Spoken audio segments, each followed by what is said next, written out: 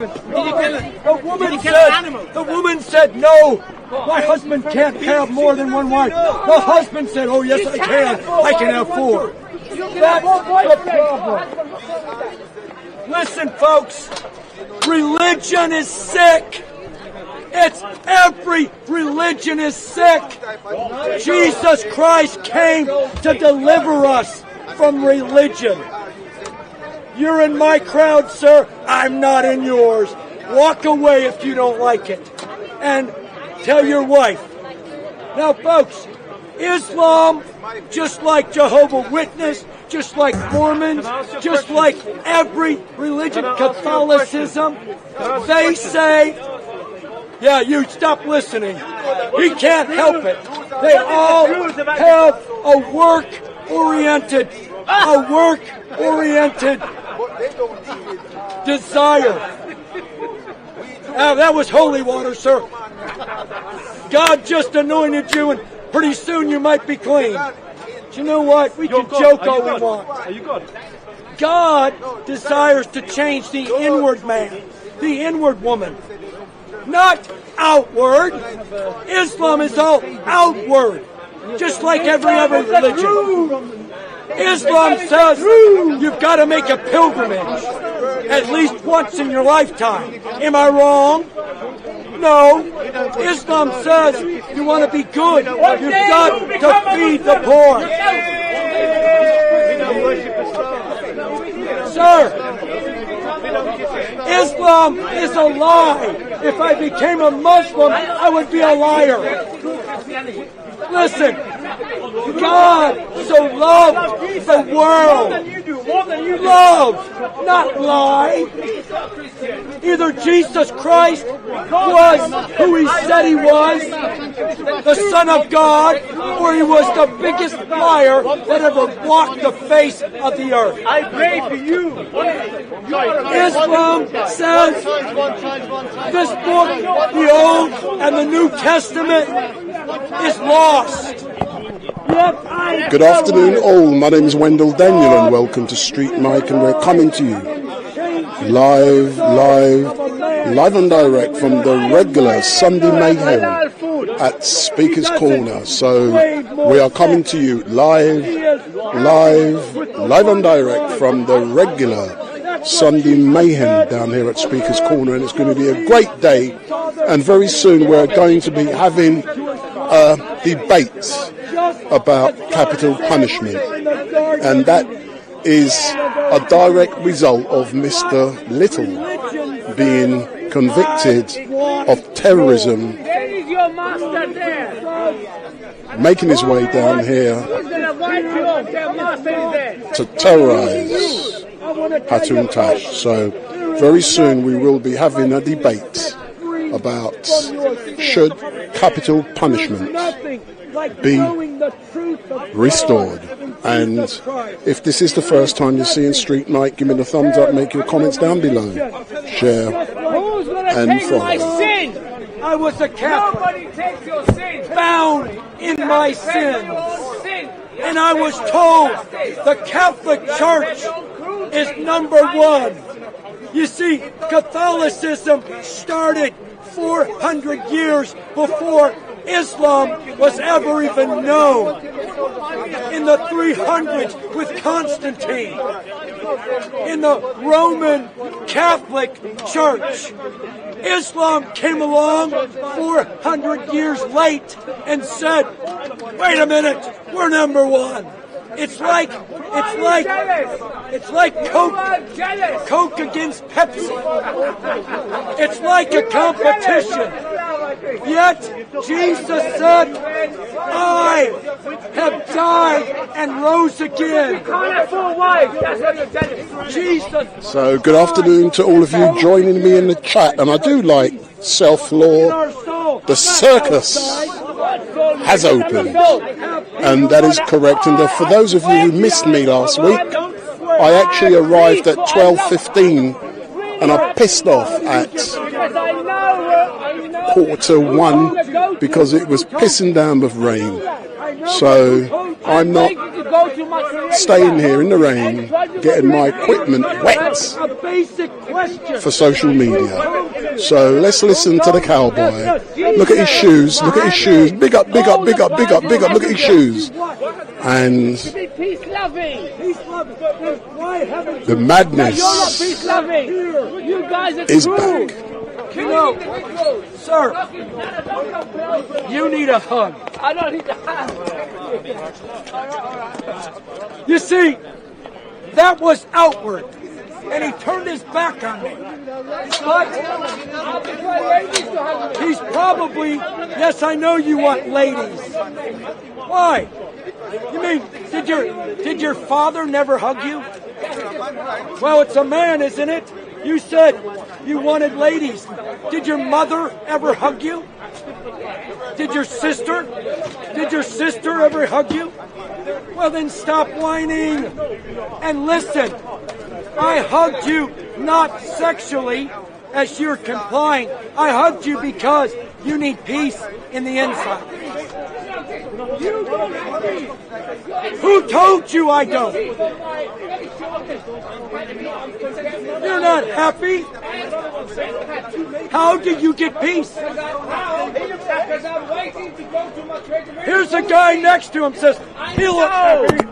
So for those of you, Omar is in the house. Omar is in the house. Who's it? I'm working on that. Forgive me. I know. So you're not at peace. You Omar's going to be engaging in the debate on whether died for the sins of all mankind. capital punishment should be restored. So Omar is going to be engaging in the debate. Work on it. Steve the atheist is engaging in the debate. IC3 Pay for your justice. IC3's going to be on the phone. He's going to be engaging in the debate. And we are going to have a debate today about whether capital punishment should be restored. This is a direct result of Edward Little, who has been convicted and put in prison for 16 years as a direct result of him making his way to Speaker's Corner to kill Hatun Tash. Right? You look reasonable. Maybe I'm wrong. I don't know. But you know the Quran says Jesus was born sinless of a virgin. Right? Where does it say that? In the Quran. In the script? Oh, so you believe the scriptures now? I mean, you're going to find out by the scriptures. You think. Whoa, wait. Whoa, whoa. Hey, are you his daddy? Are you his father? If you're not his father, please don't act like one. No, sir, I asked you. You never answered mine first. I will answer yours. No. Is it true in Surah 1919, in the Miriam and Jesus section, that Jesus was born of a virgin? So I hope you're all listening to this stuff. I get bored listening to the same crap every single week. And I've actually got my own Quran with me today. It doesn't mean I'm a Muslim. On my way to Speaker's Corner, at the front they were giving out free Qurans, and I took my free Quran, and today I want to talk about should capital punishment be restored. And we've got Steve the atheist who's going to be engaging in debates. We've got Omar who's going to be engaging in debate. We've got IC3 who's going to be engaging in debate. And also we're going to be talking about some rumours that have been circulating about Hatun Tash. So a couple of weeks ago you guys cussed my backside, and now I'm going to cuss more of you for the crap you were talking in the chat 2 weeks ago about Hatun. So those of you who engaged in nasty rascal talk 2 weeks ago, I'm going to cuss you. Stink, stink, stink. So tune into Street Night. Big up. In sin. Nobody else. Jesus is the name above all names. Amen. Muhammad was a sinner and had to ask forgiveness just like you do of your sin. Yes, Jesus. pagan. Yes. And Jacob.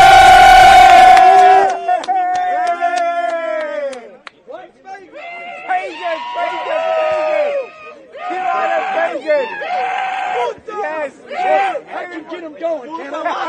Stop dancing and This is too much fun.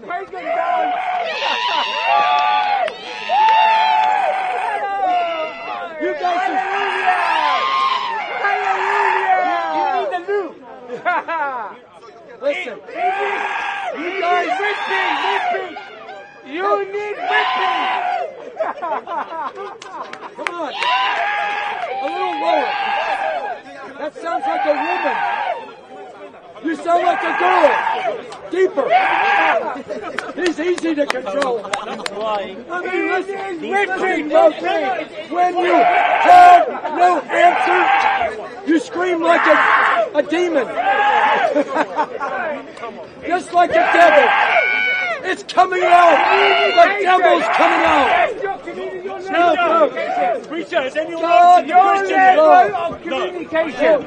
Just to let you know, for those of you who are watching, as a direct result of the debate that I hope to have today, I contacted some well-known Muslims, because one thing that's actually quite clear, since the rumour about Hatun Tash started to circulate 3 weeks ago, the regular Muslims, the heavyweights, like those with millions of followers, they got missing. So I contacted one of them today, and I'm going to read you a message that I was sent. I was actually quite shocked. And they're pretending, because it's cold, they're not coming. So I asked someone, good morning, is Ali coming to Speaker's Corner? And I was told, no. Nay, during the winter we are doing live shows in our studios, plural. That's the reason we aren't at the park. So I've been told some of these heavyweight Muslims are not coming down here today because it's cold, and they are preferring to live stream from their studio. So I want Ali Dawa to ring me, and we can engage on the phone just like I will be with others today. So Ali Dawa, give me a ring and we can engage on the phone, because I want to know if you are going to condemn the actions of Edward Little, who made his way to the park to kill Hatun Tash. So he's been given 16 years in prison, and I want to know if you condemn his actions. So Ali Dawa, give me a ring, you got my number. And also Mohammed Hijab, give me a ring, you got my number. So let's find out what you really think about freedom of speech. And I want Mohammed to ring. I know you had a very good debate with Piers Morgan some weeks ago in regards to what's going on in Palestine, and you were given the opportunity to say your piece. And regardless if I agree with it or not, you had that opportunity. Some people would say what you said was hate speech, but there's a fine line between hate speech and your right to have freedom. So when is hate speech not hate speech? So let's have a debate today. So we're going to be starting with discovering whether certain people believe that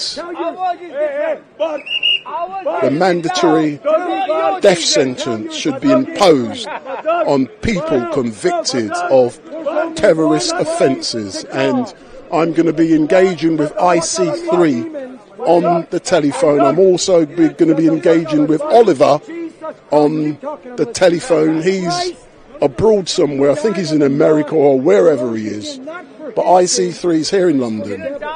And the debate, 1:30, let's kick off. There's the nasty stinking rat, Omar. He's in the house. He's ready for a debate. There's your, I know you all love Omar, that dirty stinking rascal. He's here. We've also got Steve and we've got others. So let's listen to the cowboy whilst we get ready for the debates after Mr. Little was convicted of terrorist offences against Hatun Tash. 1, 2, 3, 4, 5. Even the devil believes that there's a God. The devil will have his time. But you know what? The inside. Hey! Yes! My dog, bark. You are easy to control. Shut the fuck up. Listen, this is what happens when your religion can't do it. This is what happens when your religion is just a scream. You don't know how to answer simple questions. I asked Screaming Demon over here a simple question. Was Jesus sinless? And was he born of a virgin? Like Islam says he was. And then I said, hey, Screaming Demon. I said, was anybody else in the Quran, any other man or woman born of a virgin without sin? And you know what he said? He didn't know. The devil came out. No, because you're talking the wrong Jesus, that's why. Listen. We need the real Jesus. Christ It's the wrong Jesus. elevated. The devil made a big mistake when he put that in the Quran. The devil made a big mistake when he put in the Quran that Jesus was born of a virgin and sinless. Muhammad was sinful. Every other man and woman was sinful, but not Jesus. Even in the Quran. And look, some Muslims like a curse word. You see that? When this guy cursed, Islam said yes. That's a shallow religion that can't control their own word. But Christ gives peace and rest in the soul.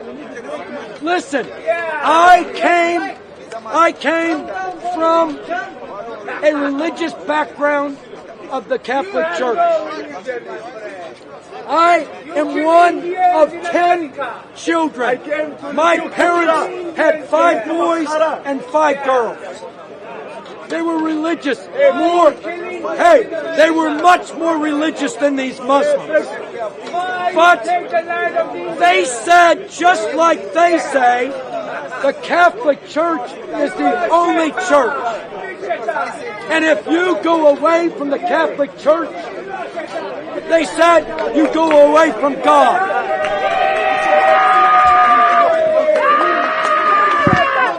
Thank you.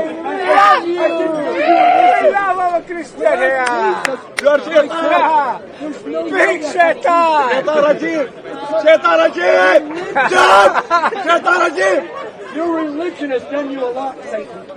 Listen, this is what happens with evolution too. They have no beginning. Let me ask you, evolutionists, how did evolution begin? Islam believes in evolution. No, because when they look at the world, they see no beginning. You're getting look. Very good. Pretty stupid. I'll give you a hug in a minute. Ladies, The your host. devil needs a hug.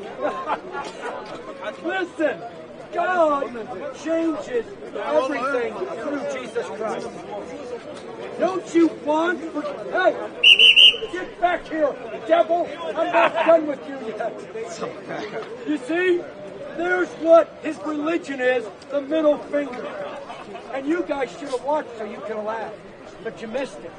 You see, Islam, when need they a break. don't get their way, shows the middle finger. Just like... Master is here! Master is here! Master, your teacher is here! Hello! Cowboy! Cowboy! Cowboy! Your teacher is here! Takbir! Cowboy! Shaitan is coming out now! Devil has appeared. Takbir! No, listen. Cowboy! Jesus Cowboy! How can your God die? died, How? and I How will can God rise die? again. Explain. Jesus said, I am Cowboy! the way, the truth, and the light. Jesus said, The way to who? what he To did, God. we're equal. Explain. Now listen, Jesus Christ was born of a virgin. God can't be born. Use the brain, man. How can God be born? This is Islam. How? Fake religion. How can God be born? Explain. Explain. So, hey, All right, wait. God was born after his mother. Can How? wait, Who created the mother? all they can Not do is Jesus. shout. No. Can Allah do anything? No. Yes, he's the Allah can creator. have a son. Yes. Okay. What can Jesus do do? anything. Jesus said, by myself I can do nothing. It's in the Bible. And Hey. died for the sins of Hey. the world and rise again. His God said, I can do nothing by myself. Exactly. So how is God? That's why there's no faith in Islam. Islam is, if I can see it and feel it, I believe it. Are you a cowboy with a ladder without the horse? Have is the natural. He can't afford a horse. He can afford a ladder. Can you My imagine? horse is near your camel over there. 21st century Go cowboy. see both of them. Now, With a ladder, no horse. That's a good question, though. Your camel is over there, too. Now, Christ gives rest. Jesus never created the camel Was or the the horses Messiah. or anything. Even Islam says Jesus was the Messiah. Yeah, he was a Yes. prophet. Was a Messiah. Yeah, do you believe that? Was So how can Muhammad the God be a Messiah? Messiah? Was Muhammad the Messiah? He No. was a Has prophet. Muhammad ever said he was filled with the Holy Spirit? He was So I'm just getting ready for the greatest debate of all the in prophets. regards to whether capital punishment should But was be Jesus born of a restored woman? as a direct Yeah. result of Can God be Edward born of Little a being woman? convicted No. of terrorism offences against Hatun Tash here at Speaker's Corner. So we're just getting ready for that. So He never died. I see three. I know you're going to be on the phone. Now he said but- Jesus died. How your God died? Get ready. I'm going to call God you is soon. Almighty. It's a competition religion. Yeah, come You on. can't win. Come on. Because Hey, Jesus is the way, the truth, and the life. the way to God, yeah? Hey, Not who is Jesus? No, Excuse let me me. ask you something. What is the definition of Islam? He's got no answers. But he's What's the not asking definition of questions. Why are you whining on questions? What's the definition of Islam? Even the Muslims Hey, don't know. They're excuse so me. confused. Excuse me. Islam means Is peace. Muslim peace? Islam is the Everywhere Islam True is religion. at, there's not any peace. Look at Syria. They're killing their own. Hey, what about the Listen. Palestinians? Are you blind? All over the Excuse me. world. Hey, All who's killing the Palestinians? But I want to tell you, Jesus said, Excuse me. my peace I give you. Is that true? Jesus You're said, giving all the I weapons am the peace to have the God. Palestinians He killed. said, my peace, Excuse me. hey, keep talking, I'm listening. Yeah, who's giving the Jesus weapons? said, his peace he can give us. Muhammad have Over there, Omar is having an argument with Sam Dawa. So Omar's having an argument with Sam.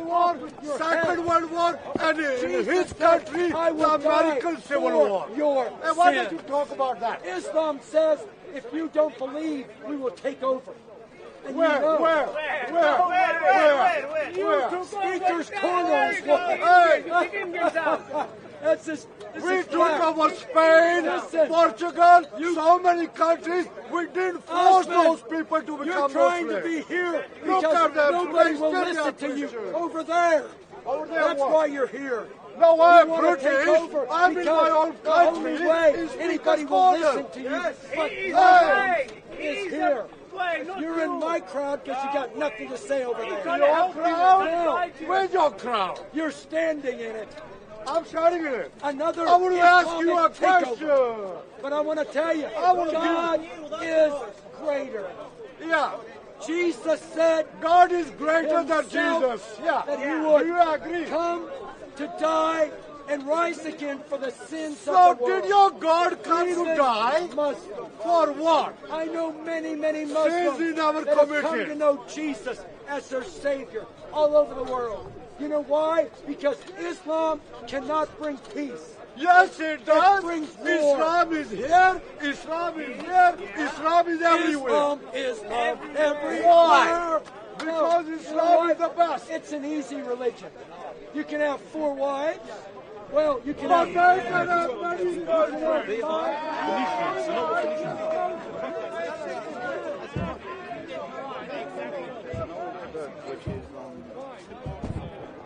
I'm in the middle of getting ready for a debate.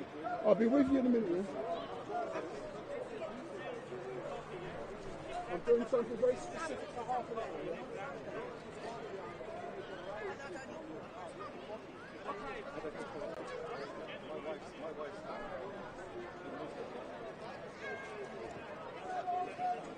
So Steve, let's so let's start with you. Are you filming already? No, I'm live. As soon as come round. So for those of you, Facing the wrong way. no, I'm facing the right way. So for those of you who are watching, I've got a well-known person with me who we're going to be starting off this debate with, and his name is Steve. And then I will be going to Omar, but I'm not going to do it with Omar and Steve because Omar has no manners. He has no respect. So Steve, if you go round, so go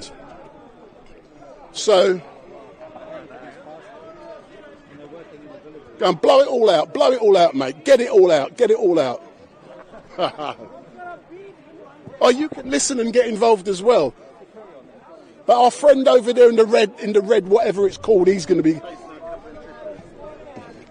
Yeah, I'm now going to put your microphone on. So let me see if I can hear your microphone, and I can. Hello. So Can you hear me? I can hear you well. Jolly good. So Steve, good afternoon, and thank you very much for beginning this debate. What I'm also going to be doing, sir, are you going to get in there as well? He's already given me one of his chocolates. But I tell you why, it will be a controversial thing because It doesn't matter if it's controversial, it's honest. bringing, that kind of thing, There is already We're not Islamic talking about phobia, that you here. know. No, we're not talking about Sharia law. We're talking about specifically Yeah, I know. Edward Little, I know. who He was says convicted details of I know, terrorism. but yeah. So come, let's have a chat. No, Not today. Not today. No problem. So Steve, if you look, as I say, look in the camera. Yeah. So all I will say is thank you very much for giving me this opportunity. Yeah. So as you know, a regular contributor down here, Hatun Tash. Yep. Hatun has allegedly been missing for some weeks, but we're not going to talk about that yet. I know people are interested in that story, but we're not engaging in that. What we are going to be talking about is the fact that earlier on last week, Edward Little was convicted of after he admitted terrorism charges against Hatun Tash. And what I want to argue or discuss is whether you believe that capital punishment should be restored specifically for those convicted of terrorism. Because as you know, here at Speaker's Corner, it used to be a well-known location for capital punishment, where people used to be killed by the state.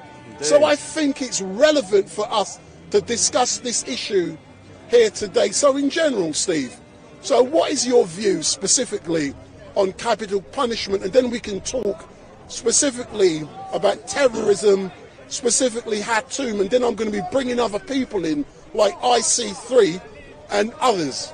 So what's your views? Sure. So I have never been a supporter of capital punishment, and I'm still not a supporter of it either. I do not think we or the state or authorities during peacetime should take anyone's life. That's never, or sorry, that perspective, that view has always been what I've felt. For lots and lots of different reasons, but I don't think it's the right thing to do, and I don't necessarily think it's what's the word, preventative. I don't think it stops crime happening, but morally, I don't think it's the right thing to do. So you're telling me, Steve, you've got morals and you don't believe it's the right thing to do. But let's look specifically at the facts of the case, as I recall them. Yeah. A gentleman was stopped by the police on his way to Speaker's Corner. We can talk about this now. Yep. He had a gun and 5,000... He had £5,000 in cash in his bag, and he was on his way to collect a gun that he was going to use that money to purchase, and then he was going to proceed to Speaker's Corner, shoot dead Hatun Tash and those around her, and any police or army present. Why he possibly thought there was going to be army present in Speaker's Corner, I'm not sure, but that was part of his plan that he admitted. But let's put aside the army bit, but the fact that an individual was heading towards where you and I are now to assassinate, to kill. And you and I could have we could have been here. And well, not only here, we could have been victims. We could have been victims. We could have been shot dead. But he admitted he was on his way to kill Hatun for expressing her views. And we can argue about freedom of speech, hate speech, and we can discuss that afterwards. But Steve, someone has come here with the intention of killing people, and you don't think the state should have the right to kill that person? He is the worst of the worst. And he deserves to live. No one has the right to take his life. However, so he's been... The state is not a person, it's an entity. So can the state not take a person's life? Not in peacetime, no. But we are at war. We keep being told we're at war. Are we? It's a war on drugs. It's a war on everything. They're not using the word war in that context, are they? So what you're saying to me, that an individual, just like 7/7, an individual has killed and maimed 40, 50 people. They got the right to live. Is that what you're telling me? They should be kept in jail for life. Now, going back to Edward Little, he has been given a life sentence, but under our current rules, he's been given a life sentence with a minimum term of 16 years. So I understand he's 22 years old. So in 16 years' time, he won't even be 40 when he could be back out on the streets. I don't agree with that. Life should mean life. And the concept of someone being given a life sentence and then being back on the streets by the age of 40 is very wrong. Life should mean life. He should die in jail.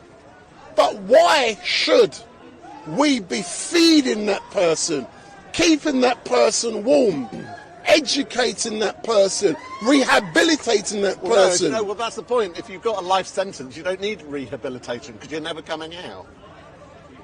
But that person... You should be kept in basic minimum standards with a bed, with daily food and a toilet. That's all you should have. But would that not be against that person's human rights? And that's a form of degrading treatment. No, it wouldn't be against human rights. You can be given a bed, a roof over your head and food.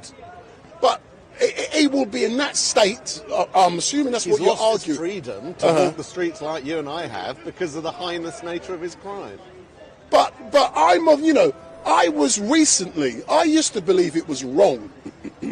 But this was a moral argument that terrorists should not receive the ultimate sanction. I mean, there is an additional argument, and I wouldn't say this is my main reason for believing what I believe, but there is the additional argument of where things go wrong. Where someone is subsequently later found out to be innocent. If you get the death penalty, it's a bit too late to undo that, isn't it? If they're in jail, and this has happened numerous times, they're let out. They're paid compensation. I agree with you. What I'm now going to do, I'm now going to ring someone. I'm going to ring IC3, and I hope you're listening. And I hope you're going to tell him to get his ass down here. Yeah, and also go round there. Let me listen to you, Congress. You'll go round there. So what I'm now going to do, I'm going to listen to IC3, and IC3 has an interesting take on why he believes capital punishment should not be reintroduced. So I'm now going to ring him, but for those who are watching, my name is Wendell Daniel and welcome to Street Night. And we are just debating whether capital punishment should be reintroduced here at Speaker's Corner. No, sorry, in general in the country. But it initially was carried out by the Twyford Tree, I believe it was called. Tyburn Tree, just across the road. When was this? Oh, you don't know? So you need to get 200 years ago. 200 years ago. Enough people used to get killed. And Even in Jamaica they used to do that. no, but we're in England. But because, They used to hang man, use Queen Elizabeth. no, but we're, Come on, join. Come but on, we're not show talking your about face, don't be Jamaica. shy. We're not talking about Jamaica today. It involved it. Come here. So in a minute, yeah, Oliver, Oliver, tell me, I'm going to be really ringing Oliver in a minute. Yeah, go around a bit. Who's Oliver? No, when you see him, he's a regular, yeah, but he engages. But I'm now going to ring IC3. So give me a couple of seconds. So IC3, get ready, I'm ringing you. Yes, Steve. They are the. I'm on mic. He's on mic. Don't worry, everyone can hear. They are the hanging. All the way up until I think 1988. What, in Jamaica? And guess what? Before them abolished that, right? Every time a man would get hanged. Hold on. Hold on, I'm ringing IC3. Don't forget we can hear what you're saying. Yes, we're not hiding it. Steve, you know what we are talking about. These are something what we must. So the 1980s, did you say? Yes. So hold on. So IC3, good afternoon, sir. So how are you? Good afternoon, can you hear me? Yeah. Make sure you turn the volume off in the background because we're going to get echoing. Okay, 1 second. Let me take the volume off on the video streaming. Is that correct? Yeah. Take the video off. Take the volume off. Because for those Okay, of you... 1 second. No, you can't, because I'm picking it up. But you can't hear nothing, can you? No, exactly. IC3 is going to argue one of the reasons why capital punishment should not be reintroduced is because most of the people getting killed are probably going to be black because of the injustices in the criminal justice system in this country. Well, you could use the same argument, not have prisons then. No, but hold on. Let's see what he's got to say. So IC3, are you there? 1 second, I'm trying to sort out this sound. Just turn it off. Let me cut off the YouTube. Cut the YouTube. Yeah. And then I'm going to talk with a hairdresser. Look at his face. You're a hairdresser. We believe in our capital Are you a punishment, hairdresser? No, but we're going to come to you in a minute, and then we're going to come to So for those of you, I wanted to engage with Ali Darwa today about this. I want to know if Ali condemns Edward Little. So I see 3. Tell me why you believe capital punishment should not be reintroduced. Yes, the reason I believe capital punishment should not be reintroduced because I suspect that people classified as black and mixed black will be overrepresented in the executions. And why I believe that, I suspect that to be the case, is because black people are overrepresented within the criminal justice system as it is. So if just add deaths to the mix, then it's a way of just killing more black people. All black people. But do you not believe, in general, that if someone has committed an offence, forget colour, such as terrorism, in which so many, probably hundreds and hundreds of people are killed, murdered, that the state should not take their life as retribution? Is that what you're telling me? But that's a tricky one. You know, whether each state has its own values and how it serves the people it's supposed to serve. So in some nations, some countries, they may see capital punishment as a good thing, and some places not so. So I'd leave that to the state, and the state ultimately should be answerable to the people. But tell me something, sir. Let's talk specifically with the facts of this case. Edward Little was making his way towards Speaker's Corner, where you used to be quite often, where we are today, to intentionally kill Hatun Tash and to kill other people. Didn't you know? He was convicted this week of terrorism offences, and he's been sentenced to 16 years in prison. So are you telling me that, so we are debating relevant stuff today? He was in a taxi. So hold on, and we're coming. Yeah. So some people have just discovered the facts while I'm debating this. So you're saying, What's his name? Edward Little. Let me have a look. He's got no. Trust me. Yeah. So he's got 16 years. So he should not be receive the ultimate punishment as a deterrent.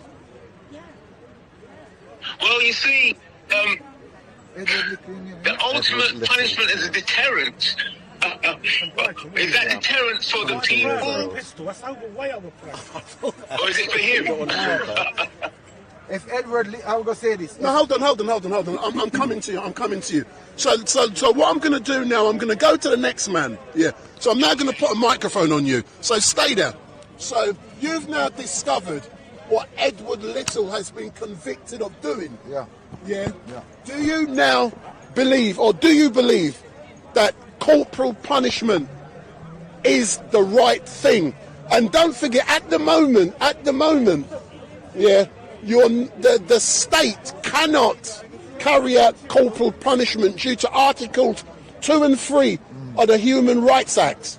Yeah, number 1, yeah, he's got a right to life, or anyone has the right to life. And number 2, under Article 3, it's degrading and unusual treatment. Yeah, so technically the state cannot kill. But I'm arguing, should capital punishment not be reintroduced for terrorists? All right. Capital punishment can be by 2 ways.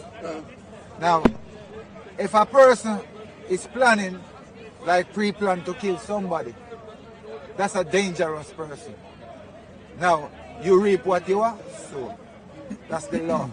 Now, if a person has been misguided without have any direction, and then someone led that person so that it become that way inclined, then you cannot blame that person. You must try to find where the end.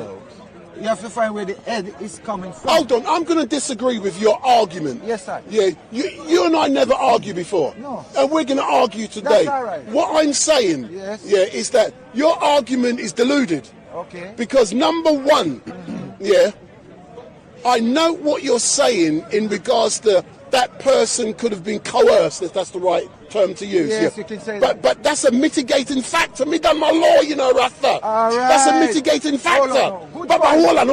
Good point. But if a person has come with what they call it, Ah. there's a thing called actus and mens res. That's right.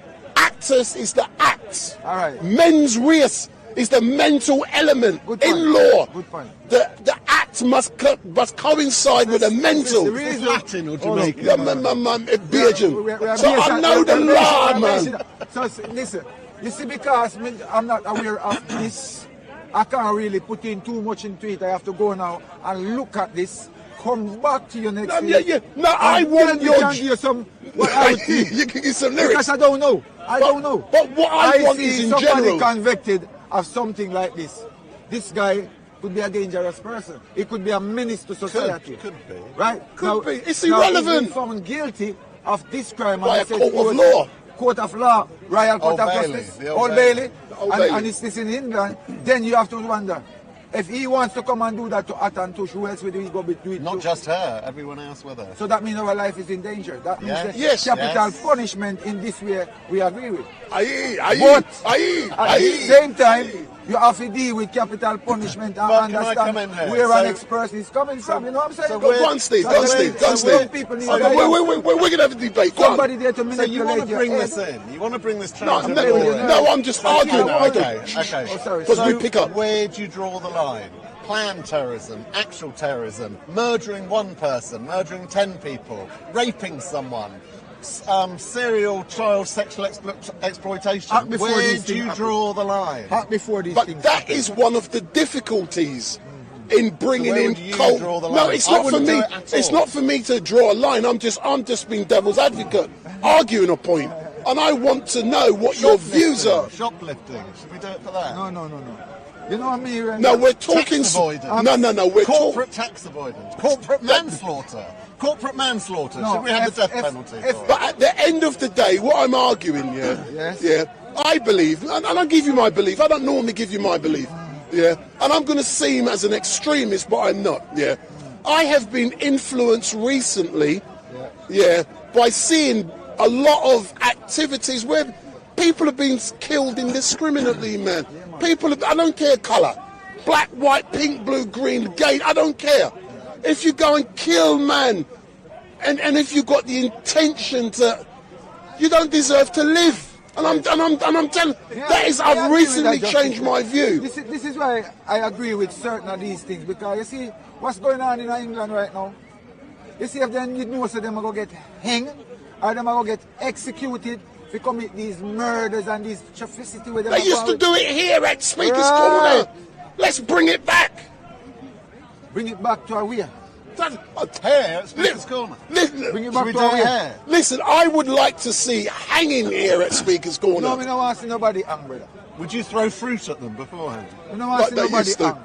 But if we are going to talk about the justice, a man have to expect, if you are commit a crime, then you must get a justice just like your crime. But what is justice, man? Right, if That's you- the state if you saying go- all right, this is so- the rules and this is that. what we're going to do. So if you, a man, instead of give a man 16 years, if you want to go and kill people, yeah?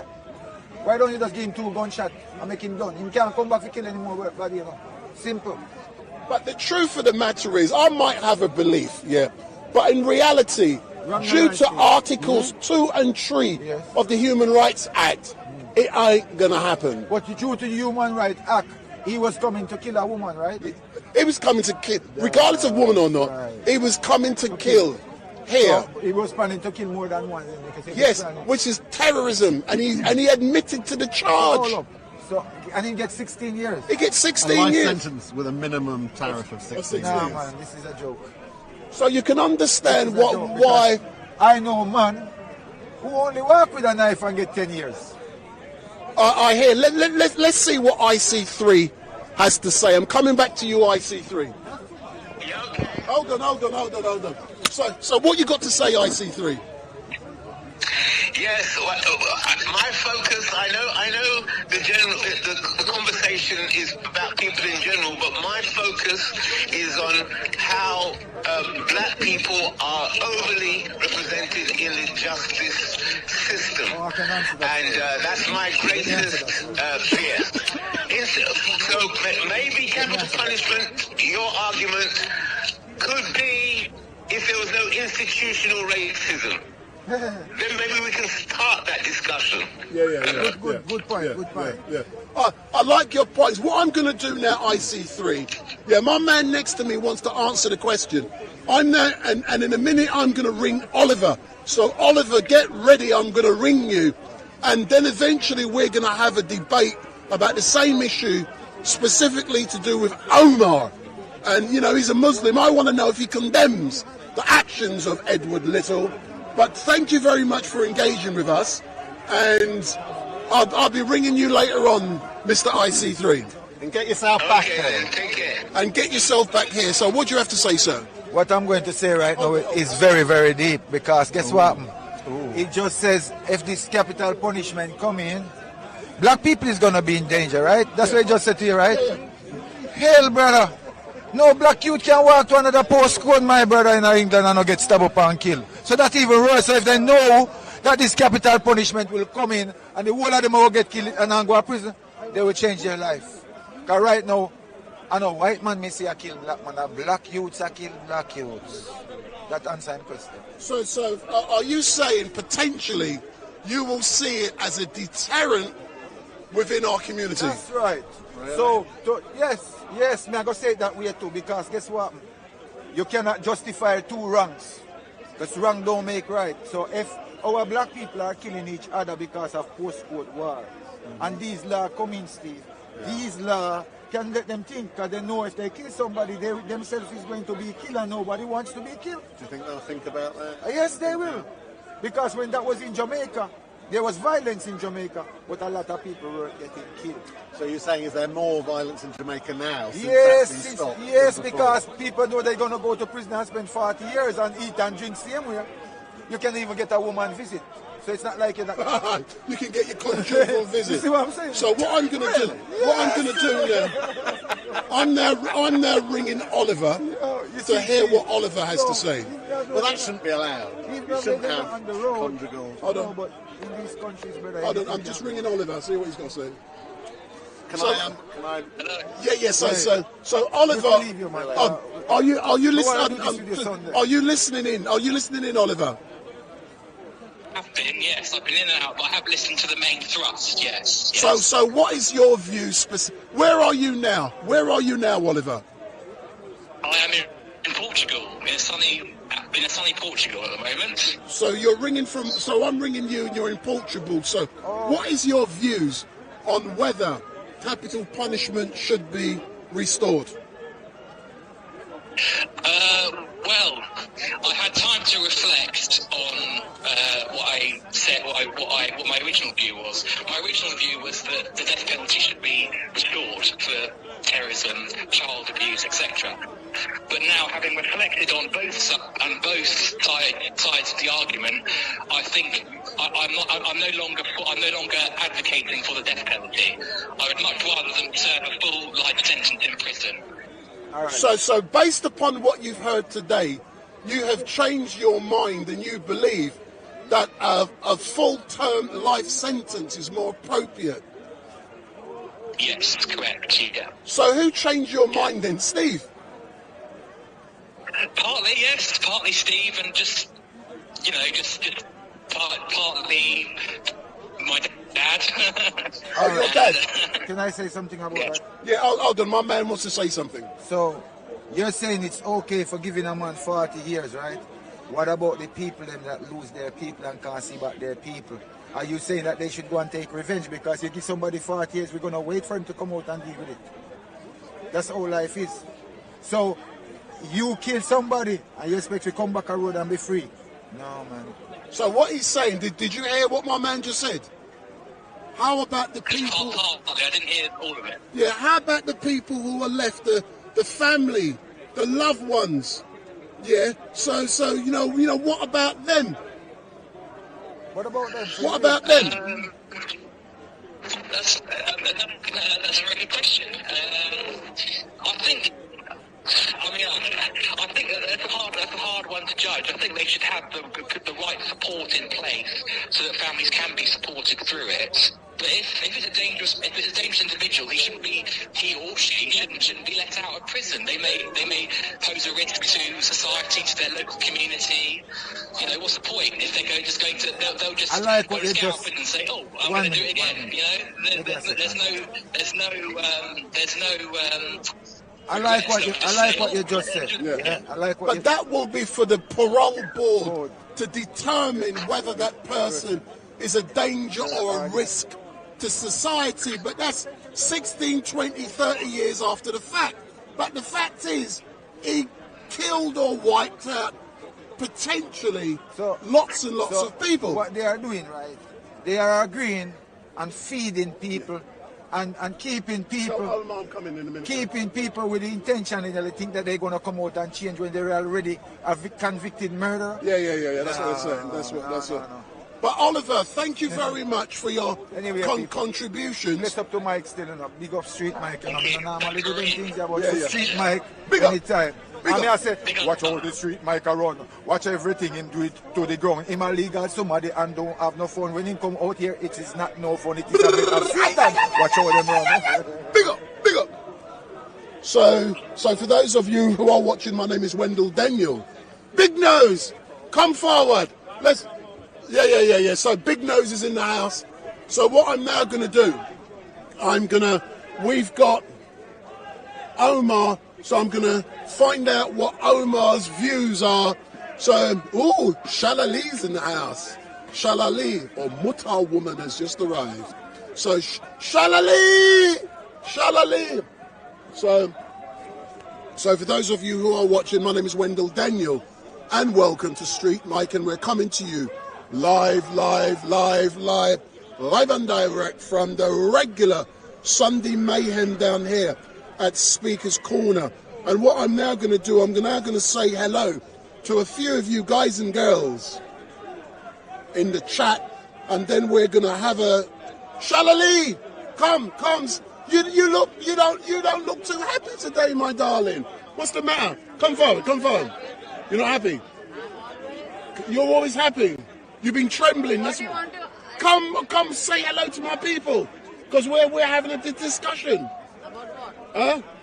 In a moment, I'm having a discussion about capital punishment and whether it should be restored as a direct result of Edward Little, who was convicted of terrorism because he was on his way to Speaker's Corner to kill Hatun Tat. So come forward, just say hello to people. So how are you, my darling? You're looking cold, man. I'm very fine. You're very fine. By the grace of God, I'm always happy, and I'm always happy to come here to open the eyes and the hearts of the Muslim people. So I'm very happy. So tell me something in a moment, yeah. It's too high. I thought you like it big and high like that. Okay. So last week, yeah, I'm going to come down to you in a minute. Yeah, let me come round here. Yeah. Last week I went and did my carol service at St. Michael's Church, just like I promised you I would do, yeah. But we're now, so if you look into the camera now, yeah, I'm picking you up beautifully, yeah. So we're now, and this is a man. Hey, go round there. So I want to. They are disturbing. Recipe for chicken tikka masala, please. So in a minute, we're going to talk about Edward Little in a minute, yeah. But coming back to you, yeah. So I did my carol service last week. Yeah. But we're only a few days away from Christmas. Yes. How are you preparing as a Christian for the big day?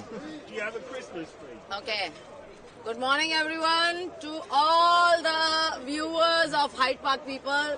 We Big are up, very Sid happy Mike. to come and open the minds and hearts of these Muslims. Yes. So, dear friends, I'm always happy and excited to come here. Excited to come here at Hyde Park. We all are getting ready for Christmas, but unfortunately, dear friends, Christmas 25th of December is not when Jesus was not born. No. Yes, Jesus was not born on 25th of December. this date was kept as an international date by Roman, pagan Rome, No, and Coca-Cola. Pope Julius. Yeah, and these are the dates. We, when we don't read the Bible properly and when we don't understand the mysteries of the Bible, we will always be misguided. We always are misguided all the time. But when we know exactly that when Jesus was born in September, October, not in December. No. According to the his father? according to the Jewish festivals, Who's the father of Jesus? there is so much relation to Jesus' Joseph. birth, Jibril. Oh, come on, man. birth, life, crucifixion and resurrection. So we need to read our Bibles as Christians. We need to read our Bibles, and by prayer is power, and through the Holy Spirit of God you will understand the mysteries But of the you're a Bible. convert, aren't But you?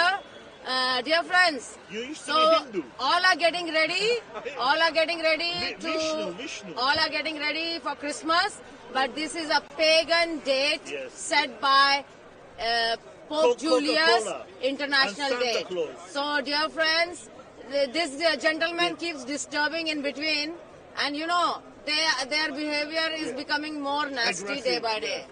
So I don't mind, Yes. but I just say, Why did you become this Christian? year you can celebrate Christmas ignorantly, but now that I have told you you, should do- so read your Bible and understand exactly when Jesus you was born. celebrate Diwali? But the main important thing is Messiah, the Messiah. Savior of the world, was definitely born, and he lived, he was crucified, he resurrected, and that is the resurrection of Jesus Christ shows that he is literally God in flesh who came down on this earth to save the mankind from sin, from eternal death, and from the devil. So dear friends, this year you can celebrate Christmas ignorantly. 25th, yeah. Next year you think about it, my Think dear. about it. It's all idol worship, Yeah. pagan date. Thank you. So before Okay. you go, Shalali, Shalali.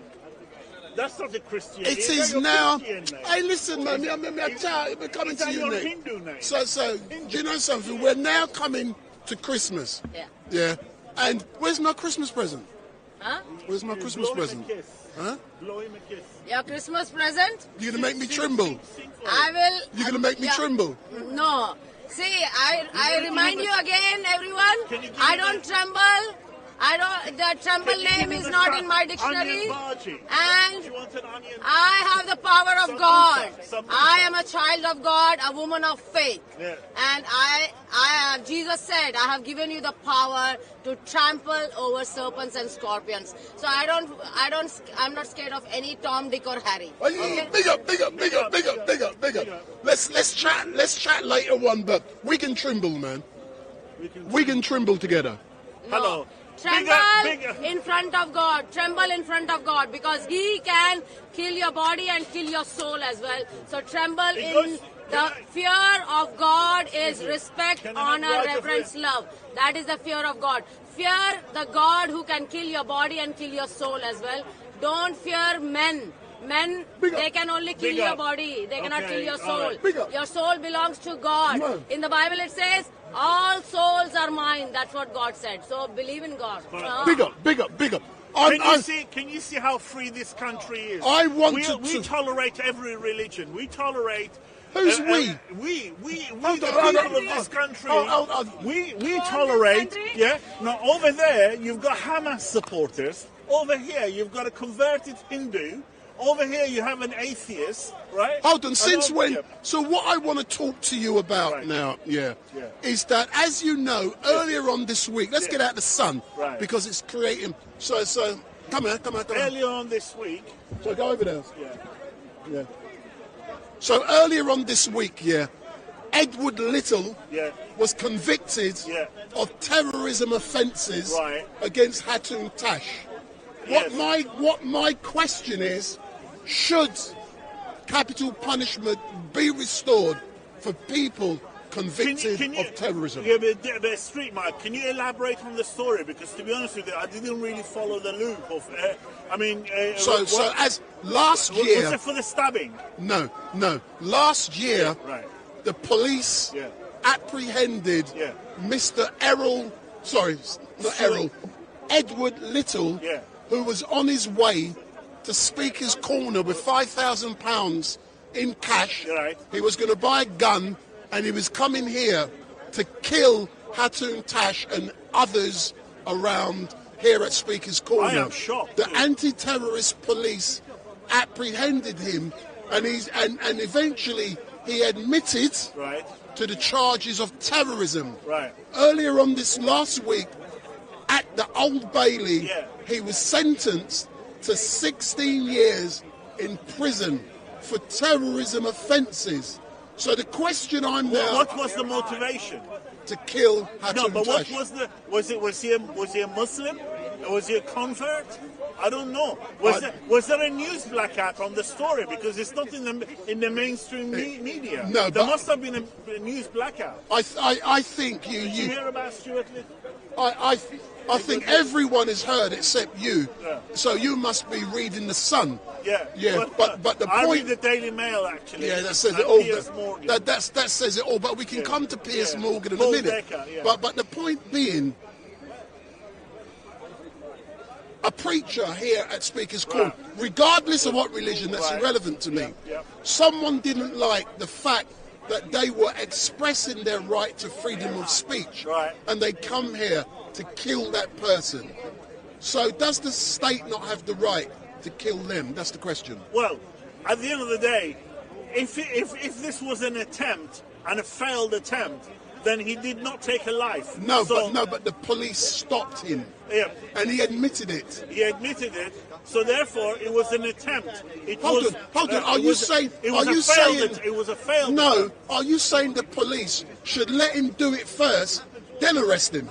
Well, no. He admitted capital in his punishment. mind he had the intention So then he to do it. has 16 years to sit inside his jail cell and actually rehabilitate himself. So 16 years. So I think you is a- disagree with the Yes. with the capital punishment side. Yes, I but do. why? Justify why in general. In general, when you take somebody's life, then I think your life should be taken away because you've deprived the family, you've deprived the whole community of that person. So you're agreeing in principle with what I'm principle, arguing. Yes, in principle, but I don't think this guy should have had a capital punishment imposed on him. Really? No. Point, but you're agreeing in principle, yeah, that is it anyone who's taken a life or those who are only involved with terrorism offences? It's a difficult one, isn't it? It's hard for me to comment. I mean, look at this guy. Fucking right in the pussy! This is your captain. Come. This is your captain speaking. Sir. This is So Captain- let's have a Captain chat. Burnside. And I'm going to come back He's to the you. captain, yeah. I'm going to come back to you. Yeah. The Hold great on, thing. Pleased to meet you. My name is Wendell Daniel from Are you a Street Night. captain? Yeah. Yeah, Captain. So captain. Yeah, captain So of a ship. captain. Yeah. What ship are you a captain of? Titanic. Scarback, innit? Yeah. So tell me about why you are dressed. Can we see your See, dress? Can we Little Christmas see do. these guys back here. Little Christmas tell them to do. come Yeah. round. Come Tell them to round, come hey, round. come round, Come come round. round, Don't come be scared. Let the world see you. What are you doing? What are you doing? So what are Why you are doing you down dressed here? like a woman, Captain? Hey!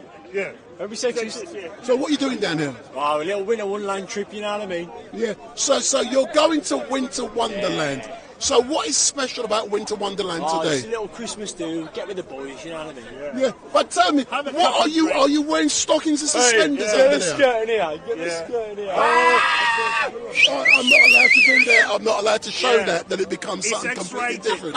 Yeah. Are So you listen, enjoy yourself. And what's the name? Go on, to get come in round. here, get in here. Tell him to get come in round. here. Can we see the No, because we've got curtain, this. No, man? sir. Oh, We've got there's the a- sun in the background. There's The a sun. spaceman, The sun in the a Get in background. here, get in here. Come round, come round. Hey, Michelle. Michelle, Sharon. They're scared. Listen, my man. Thanks. Ninja Turtle. Big up. So if you come back, see the great thing Can about. we change the subject? No, we're not changing the subject because in a minute, Omar is going to be engaging Yeah. in this discussion. But in closing, were you shocked to, I was shocked. discover that someone very was shocked. actually on their way Very to shocked. kill Hatun? Very shocked, and I'm glad the police have done their job and I'm glad the court has handed down a severe sentence to teach others. I mean, Hatoun has already been a victim of various attacks here, right? And Hatoun went on a disappearance for 3 or 4 weeks. That explains why she wasn't here, actually. So let's now talk about Hatoun. And one thing I will not engage in is what you've just done is speculation. Yes. Speculation is dangerous, and it gets people in trouble. Yeah. As you know, there has been speculation about Hatoun. I was cussed 3 weeks ago, 2 weeks ago, for not engaging in that unintelligent crap which was taking place in the chat. Yes. And I'm going to cuss them MFs who were chatting about Hatoun being dead, Hatoun being found in a river, and all kind of crap, because that was not factual. And the people, it was really amazing when you look at the chat 2 weeks ago. It's there as a historical fact now. It cannot be changed. People were rejoicing at their belief that Hatoun, something had happened to her. Well, yeah, I mean, there are a lot of sick-minded people here who are very narrow-minded and who don't believe in democracy, freedom, and who cannot respect other people's views. And basically, their mindset is still in the Middle East, where there's a lot of terrorism. I mean, you know, where there is, fanatical Islam rules over there. You know, I mean, the whole thing is very sad. Yeah. But tell me something. Let's talk about Hatoun specifically. Yeah. And I'm not speculating about whether something has happened to her or not. It's a fact that Hatoun has been reported missing. Yes. That is a fact. Yes. Yeah. It's. Well, I won't be surprised that there's a price on her head. No, hold on. I'm not even going there. Yeah. But the thing about it, people cannot say she's safe, she's this, she's that. The only persons who can say that is Hatoun herself, the police, or her representatives. She's not here to defend herself. That's correct. So some people, I think they're rushing. They want to be the first to report A, B, C, D, E, F, G. But that is not their right. If Hatoun is out there somewhere, we will know about it. Yeah. The police will tell us if they need to tell us everything. The newspaper will tell us as well. I mean, I think she was reported in the Daily Mail not so long ago, that she's still missing. But she's missing. But people were speculating that she was kidnapped by Hamas. Or worse. Maybe. But I was disgusted when I saw the chat taking place 2 weeks ago.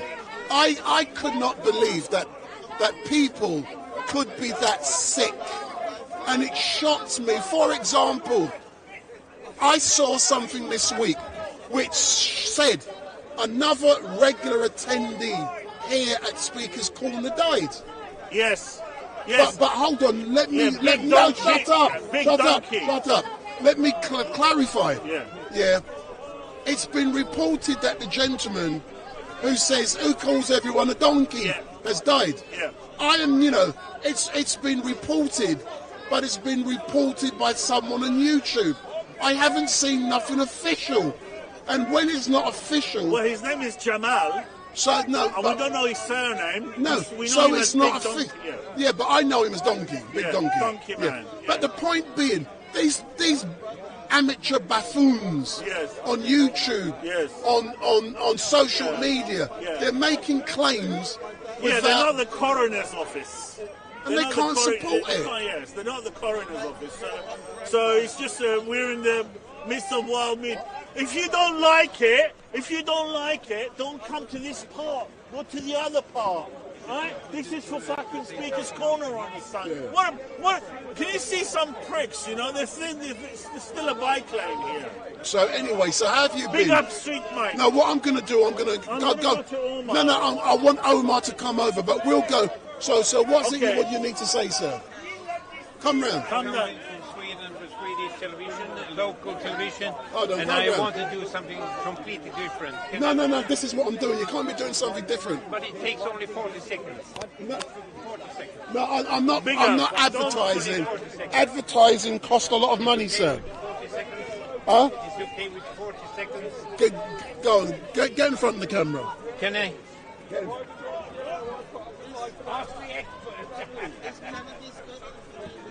Hello, everyone. Hold on. Put a microphone okay, on you. okay. It's just Just like clip that. it on you. Yes. That's it. Come forward. It's okay with the sound? Yeah. Yes, my name is Bengt Rosqvist from Helsingfors, Sweden. I have an announcement to make. And that is my sister is going to have a baby. I'm going to be a father. You're going to be a father. Yes, thank you. So you needed to tell everyone you're going to be a father. So how old is your partner? My partner is 62. Hold on, she's 62 and you're going to have a baby. No, I only said that my sister is going to have a baby. But how are you going to be a father if it's your I'm sister? going to be a father, but I never said that. I only said that my sister is going to have a baby. I'm going to be a father. Yeah, that means two completely different things. No, but it sounds like it was the same. But it sounds like you're going to be a father to your but sister's it's only baby. a joke. Swedish joke. How is it? Anyway, Okay, thank you. thank you. Weird. So now what I'm going to do, I'm going to engage with. Excuse me, sir. So for everyone watching, Danny. So Danny Shine is in the house. Danny Shine is in the house. We're now going to engage with. So Danny, I'm going to be coming to you soon.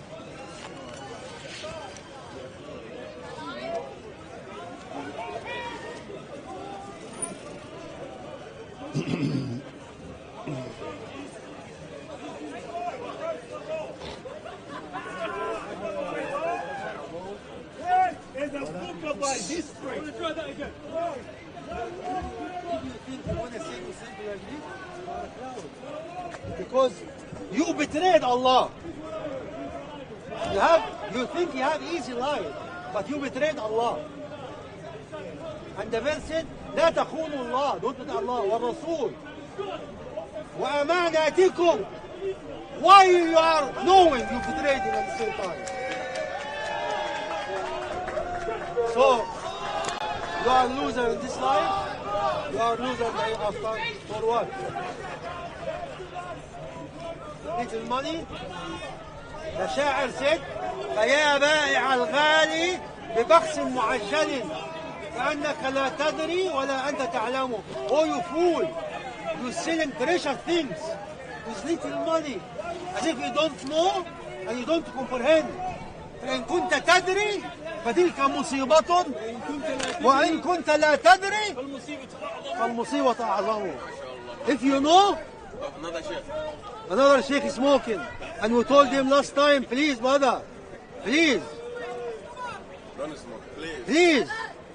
please, this cigarette packet, smoking kill you. What a fool you are! What a fool you are! Thank you, Street Mike. Big up. Street Mike behaving like, and this is the guy who is smoking, and he said it's okay to smoke. And he's a Muslim. He's a Muslim. A Muslim. So, this is my brother. Very well said. If you know, it's a disaster. And if you don't know, it's a double disaster. فإن كنت تدري فتلك مصيبة single. And if you don't know you're selling your deen for little, it's a crisis, you are double because you are stupid and ignorant.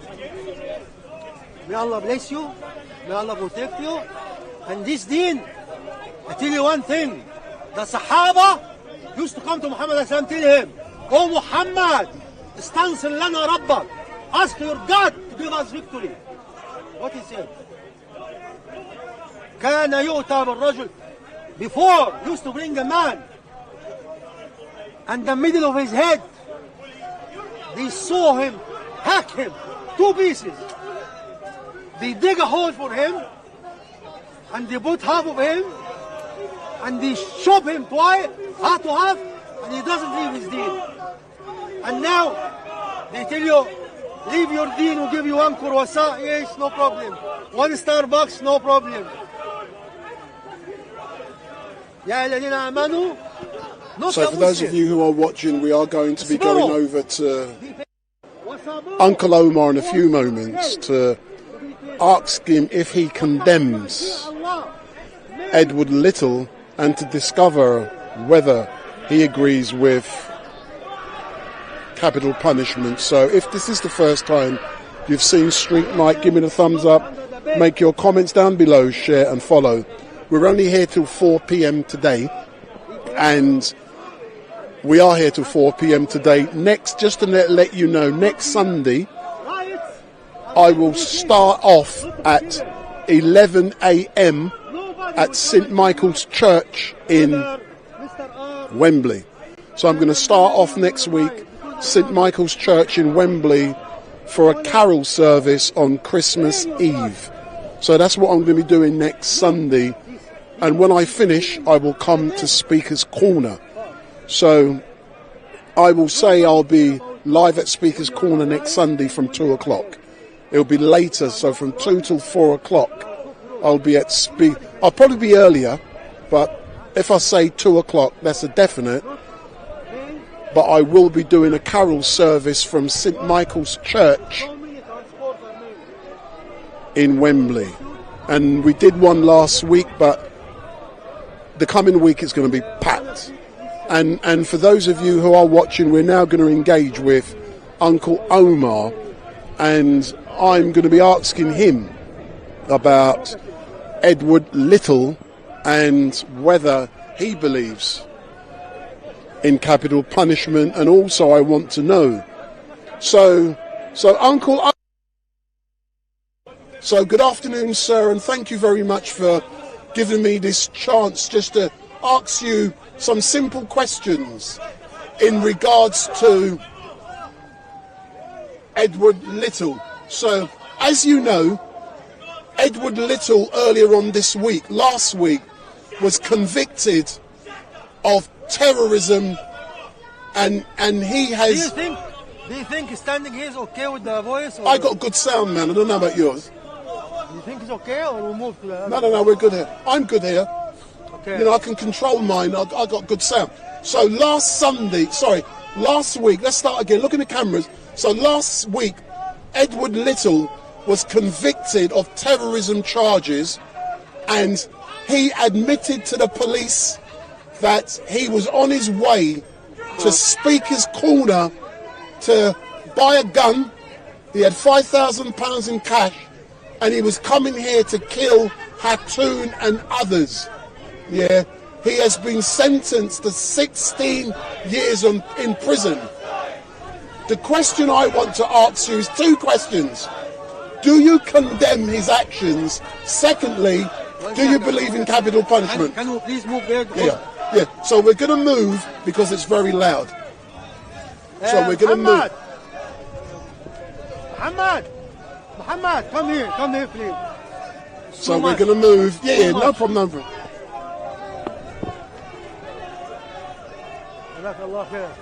You see that, the question? I know, I understand. So Bobby's in the house. Inshallah, yeah. It's too much. Ya Allah bless you, habibi. Ya Allah bless you. Yes, jazakallah khair. The noise over there. Yeah, it's noisy. It's too much, man. Too much. So Bobby's in the house.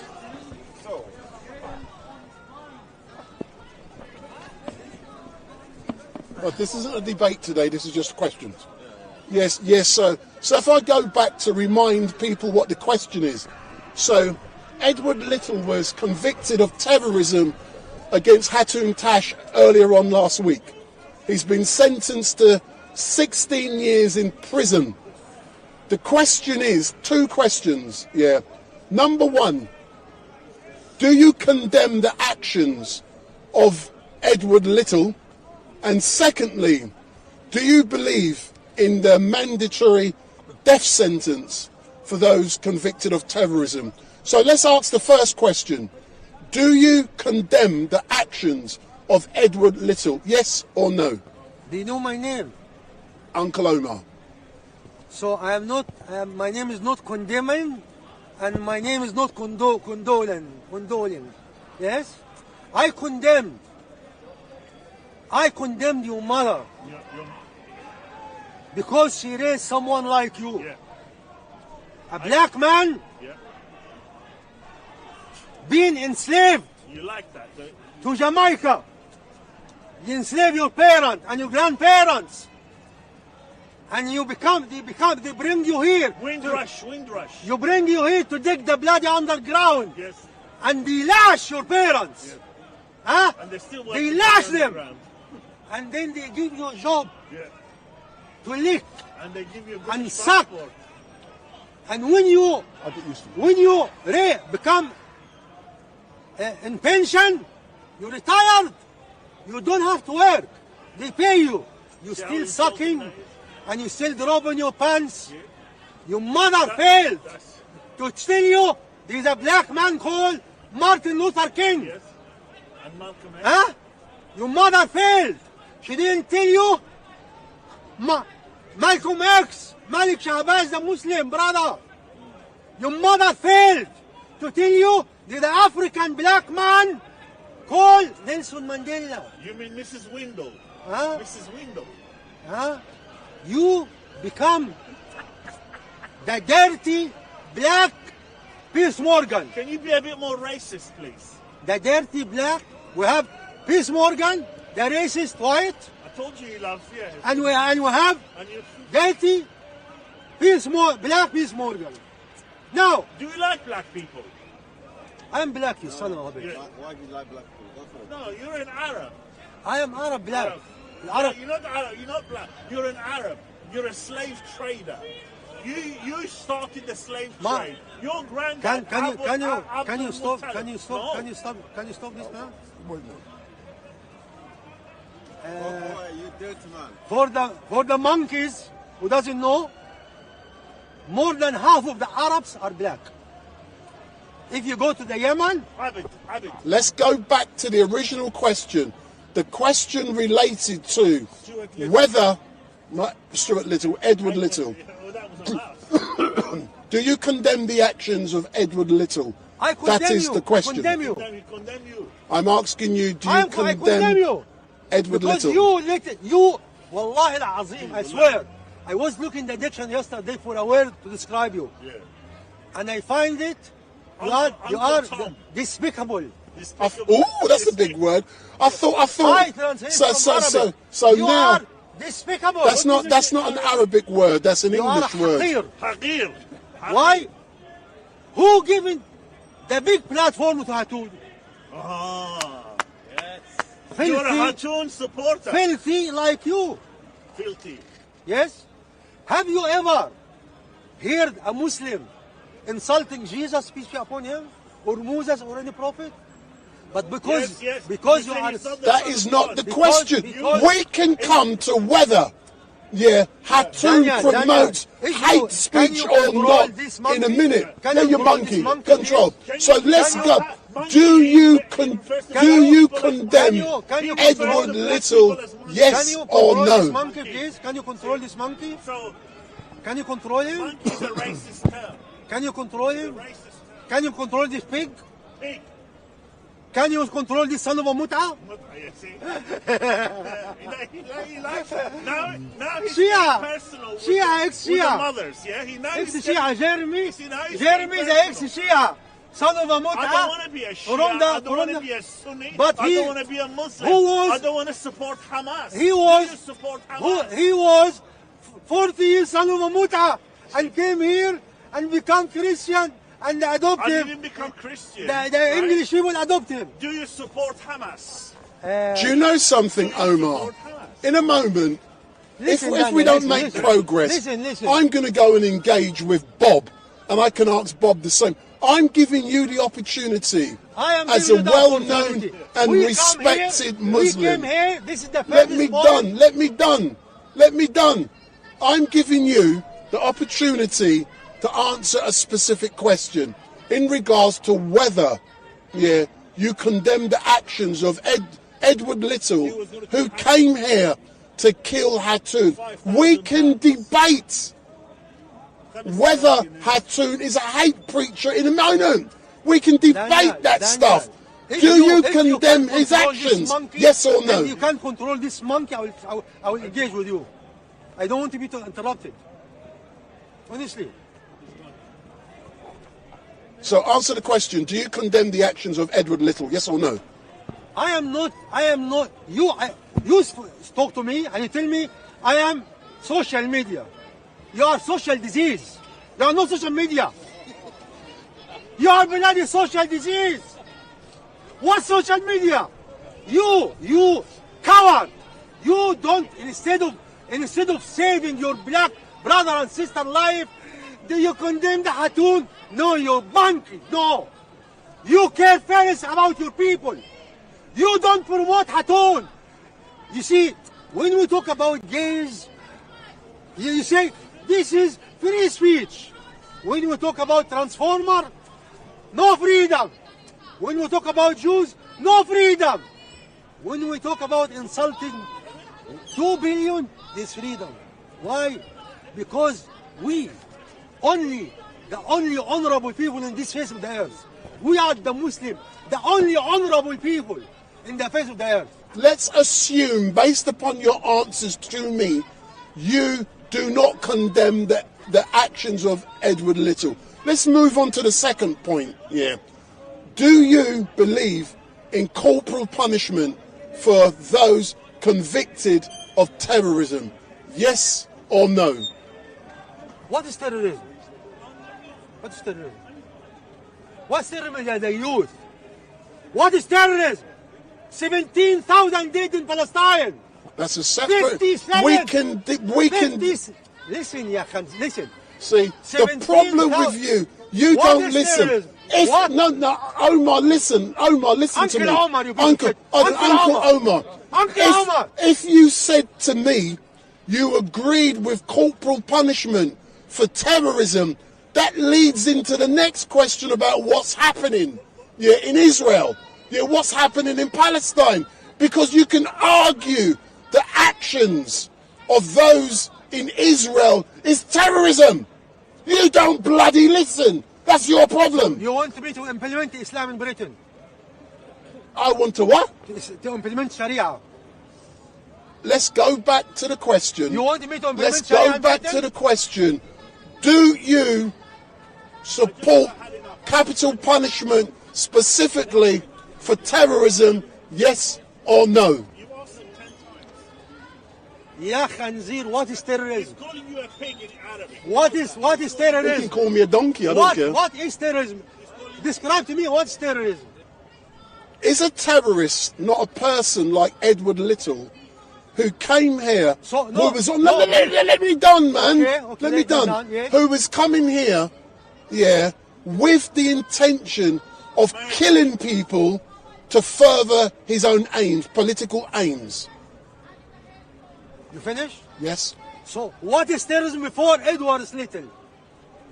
Only terrorism, you can't define it for Little Edward? We can define it to Define what states do. Huh? We can define terrorism to what a lot of states are doing in the Middle when East. the white man went to Africa and enslaved 400 million, is it terrorism? What about Yes. the Muslims? What did they Huh? do? What about Yes. When the Second World War, they killed 44 million, is it terrorism? Yes. When America went to Afghanistan, killed 1 million, is it terrorism? Yes. When they went to Iraq, they killed 1 million, is it terrorism? Yes. Saddam Hussein? When the Israeli stole the land from Palestine and kicked the The original... land belongs to them by God. God gave them the land. Don't worry. God. Just debate. Don't be detracted, man. I've answered your questions. I'm not scared to answer your questions. States, a lot of the states around this earth, they're fucking terrorists. What is terrorism? Oh my God. You watch too much Coronation Street, man. So why you want to do capital punishment for terrorists, and what you don't do capital punishment for the killer? Read the Bible. Read the Bible. Why? You said you're an atheist. Do you know something? I love chatting with you, I don't but you are scared to answer simple questions. You are an intelligent man. You can call me monkey. You can call me whatever. I don't care. This is Speaker's Corner. You are not a monkey level yet today. I'm not monkey yet. I love today, you too. Today. Get on, you know. Today. I'm not a monkey today. So let's go back specifically. Yeah. You do not condemn Edward Little. Yeah. Let's talk specifically about hate speech and what you believe Hattoon does. Do you believe Hattoon is a hate preacher? Yes or no? Yes, and I believe she is implanted by the police. Oh, really? To Quiet, man. Let the man speak. You have evidence. I believe she is implanted by the police to send a lot of Muslims to jail. But where is the line between hate speech and freedom of speech? Where is that line? The same line when I spoke about one transporter, yes, and I've been arrested from home. I've been going to court 14 sitting, and I pay £1,500, and I'm not allowed to speak about transport. But can it not be argued that when you are talking and preaching hate against minority groups, I led you just now, can it not be argued that what you are saying is hate speech because it's homophobic? You've just dug a grave for yourself. And when you talk about this, anyway, when you insult Islam 24/7, is not hate. This is love. This is croissant and coffee. No, and let's talk about insults. Let's talk about insults, yeah. What insults? No. Can I be honest, yeah? A lot of things Hattoon doesn't say, I don't agree with it. I don't agree with it. Khanzir, you are a pig. If But you let me don't finish. agree, But hold why on. you record that every week? No, but this, Why you record that every let me week, you Khanzir? let me justify it because I love you. Justify? This is Speaker's Corner. You are a At coward. Speaker's Corner, you have the right to freedom of speech. You have the right, just like you call me a monkey. I don't care. You can call me a monkey. I'm describing you. Because I'm this not is insulting you. I am you are describing you. insulted. No, I am describing no, you. you are trying You to behave like insult a me. monkey. I'm That's not it. insulted by you, and you can say whatever you want because this is Speaker's Corner. When Hattoon comes here, from what I can understand and what I see over the years, she's carrying out a critical analysis of what she believes is right. May not disagree, but I am reporting a fact. Is there is free speech here? Guana, talk your talk. Is there free speech here? Yeah, Guana, I love you too. Is there is free speech here? or no? Yes, it's free speech. Speak against Jews now. You coward! You monkey! Speak against the Jews! Hold on. Speak against Jews! When I come to Speaker's Corner, against Jews. no, hold on, you're not listening. I am Samite. If I take anti-Semite, I'm anti myself. Anti-Omar. Yes? But Omar, Speak against the Jews, you coward. But Omar, This is I do filthy. not come here to speak Uncle against people. I report Free a speech. fact. Free speech. Yeah, but people can say what they want. Why don't speak against Jews? No, you but coward. no, You it's coward. not me. It's not me. Why? People can Coward. come here and talk what they can talk their talk. I am going to teach you a lesson. Yeah, go on, teach The me a difference lesson. between me and Talk you, a lesson. you are a dog. I live in Britain. You are a dog.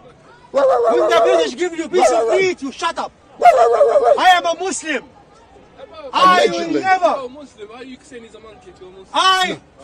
I'm a No, Muslim. leave him. Don't touch me. Don't touch me. I don't Why have the touch me? right to Why call him a touch me? monkey. Why Don't touch call me? him a Why monkey. touch me? You're a Muslim. Why You know touch how me? you should behave. Why touch Don't me? call him a monkey. Why touch me? Don't call him a monkey. I can call anybody No, anything because I that's not a want. Muslim. The difference between Can I come in there? The difference I between allow no, you no, to let me finish. speak. Let me Because finish. the more Let you me finish. speak, Let the me more finish. you expose yourself. Let me finish. Speak. Let me finish. Speak. The difference between me and you are bloody African enslaved to West India. They bring you here to dig the motor, the underground, and become slave. They give you a little piece of meat, and you are a dog. I live here, and I will never allow the British to kill my brother and sister in any part of in the world. I will speak. Yes, this is the difference between you and you trying to shut me because you are a filthy black and Piers Morgan. You are the new version of black Piers Morgan. We got white Piers Morgan and black Piers Morgan. I am going to speak.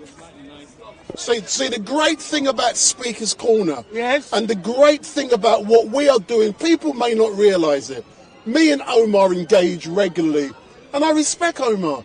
He has the right to say what he has to say. I don't need respect, man. Listen, let me do my thing, man. Because we're at Speaker's Corner, and I allow him to speak. Because the more he speaks, the more he exposes himself, the more he demonstrates to people that he's uneducated and he lacks class. That's why I let you speak. I lack class. It's up to people to decide if he has a point. Is to come to Britain and to be enslaved. They took the shackle from his leg and his hand and put in his brain. Uncle Tom been dropping his pants for the last 42 years, working for the British.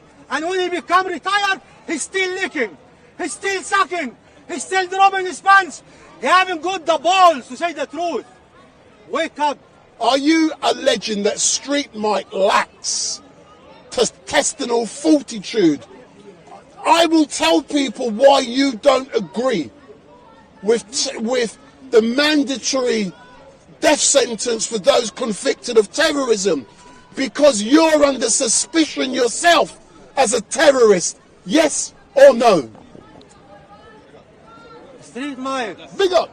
The difference between and you. Answer the question. The difference between Answer and the you. question. The difference Have you not the been difference arrested for between me and terrorism you. charges? You Yes are or no? bloody slave. I am a doctor. Doctor of what?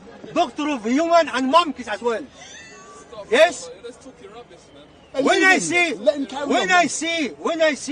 a sick man, yes, I don't go if he coughing. If he coughing, I have to see the real reason of the cough. When I see a problem in the corner, I don't see Hatun getting attacked. I see the root of the problem. What is the root of the problem? What is the root of the problem then? The root of the problem is the pigs like you doesn't want the truth. The pigs like you. Talk your talk, man. The pigs See, like I can use language like Shakespeare. This beautiful English language, the King Charles. I can chat his language, you know. I don't have to cuss you. I love you. I talk positive about this country. We have medicine. One tablet can cure all your disease, all the society disease. If you take it right, one tablet called Islam, small tablets. Yes? No drink. Look how many of you people drinking. No. You're not the one to judge. Don't. Go away, man. Why are you standing next to me? You're the same way. One tablet. No drugs. One tablet. So no hundreds of thousands prisoners. One tablet. No hundreds of thousands in the street. One tablet. No hundreds of thousands unnecessary killing. One tablet. All your disease, but they want you to gamble like a dog. You have 10 pounds, and instead of buying good meal, you go and put it in the football or the horses, like a dog. This is you want to eat. Eat McDonald's and drink Coca-Cola and watch football. This is your class. And become dog. Don't understand anything about life. Become you busy like a monk. Go on the train, the tube, working. Go clean the underground. This is your life.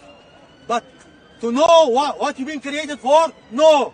To feel for others? No. You're recording Bob. Bob, this Christian, bastard like you. He declares jihad. He declares jihad. Pope the Christian declared Christian jihad in the corner, and the police haven't done anything to him. Pope, the builder, the Christian said, I declare jihad on Muslim in the Speaker Court. Can I declare jihad in Kuffar? No. Can I ask you a question? No. Do you believe Muslims watching you perform will see you as a role model? I am speaking honestly. Let me do this and I come to you. Yeah. 30 minutes has expired. Listen. I'll ask the question. Will I Muslims got see the you question. as a role model? You see, because you don't know anything about Islam. I don't need to. I'm a journalist.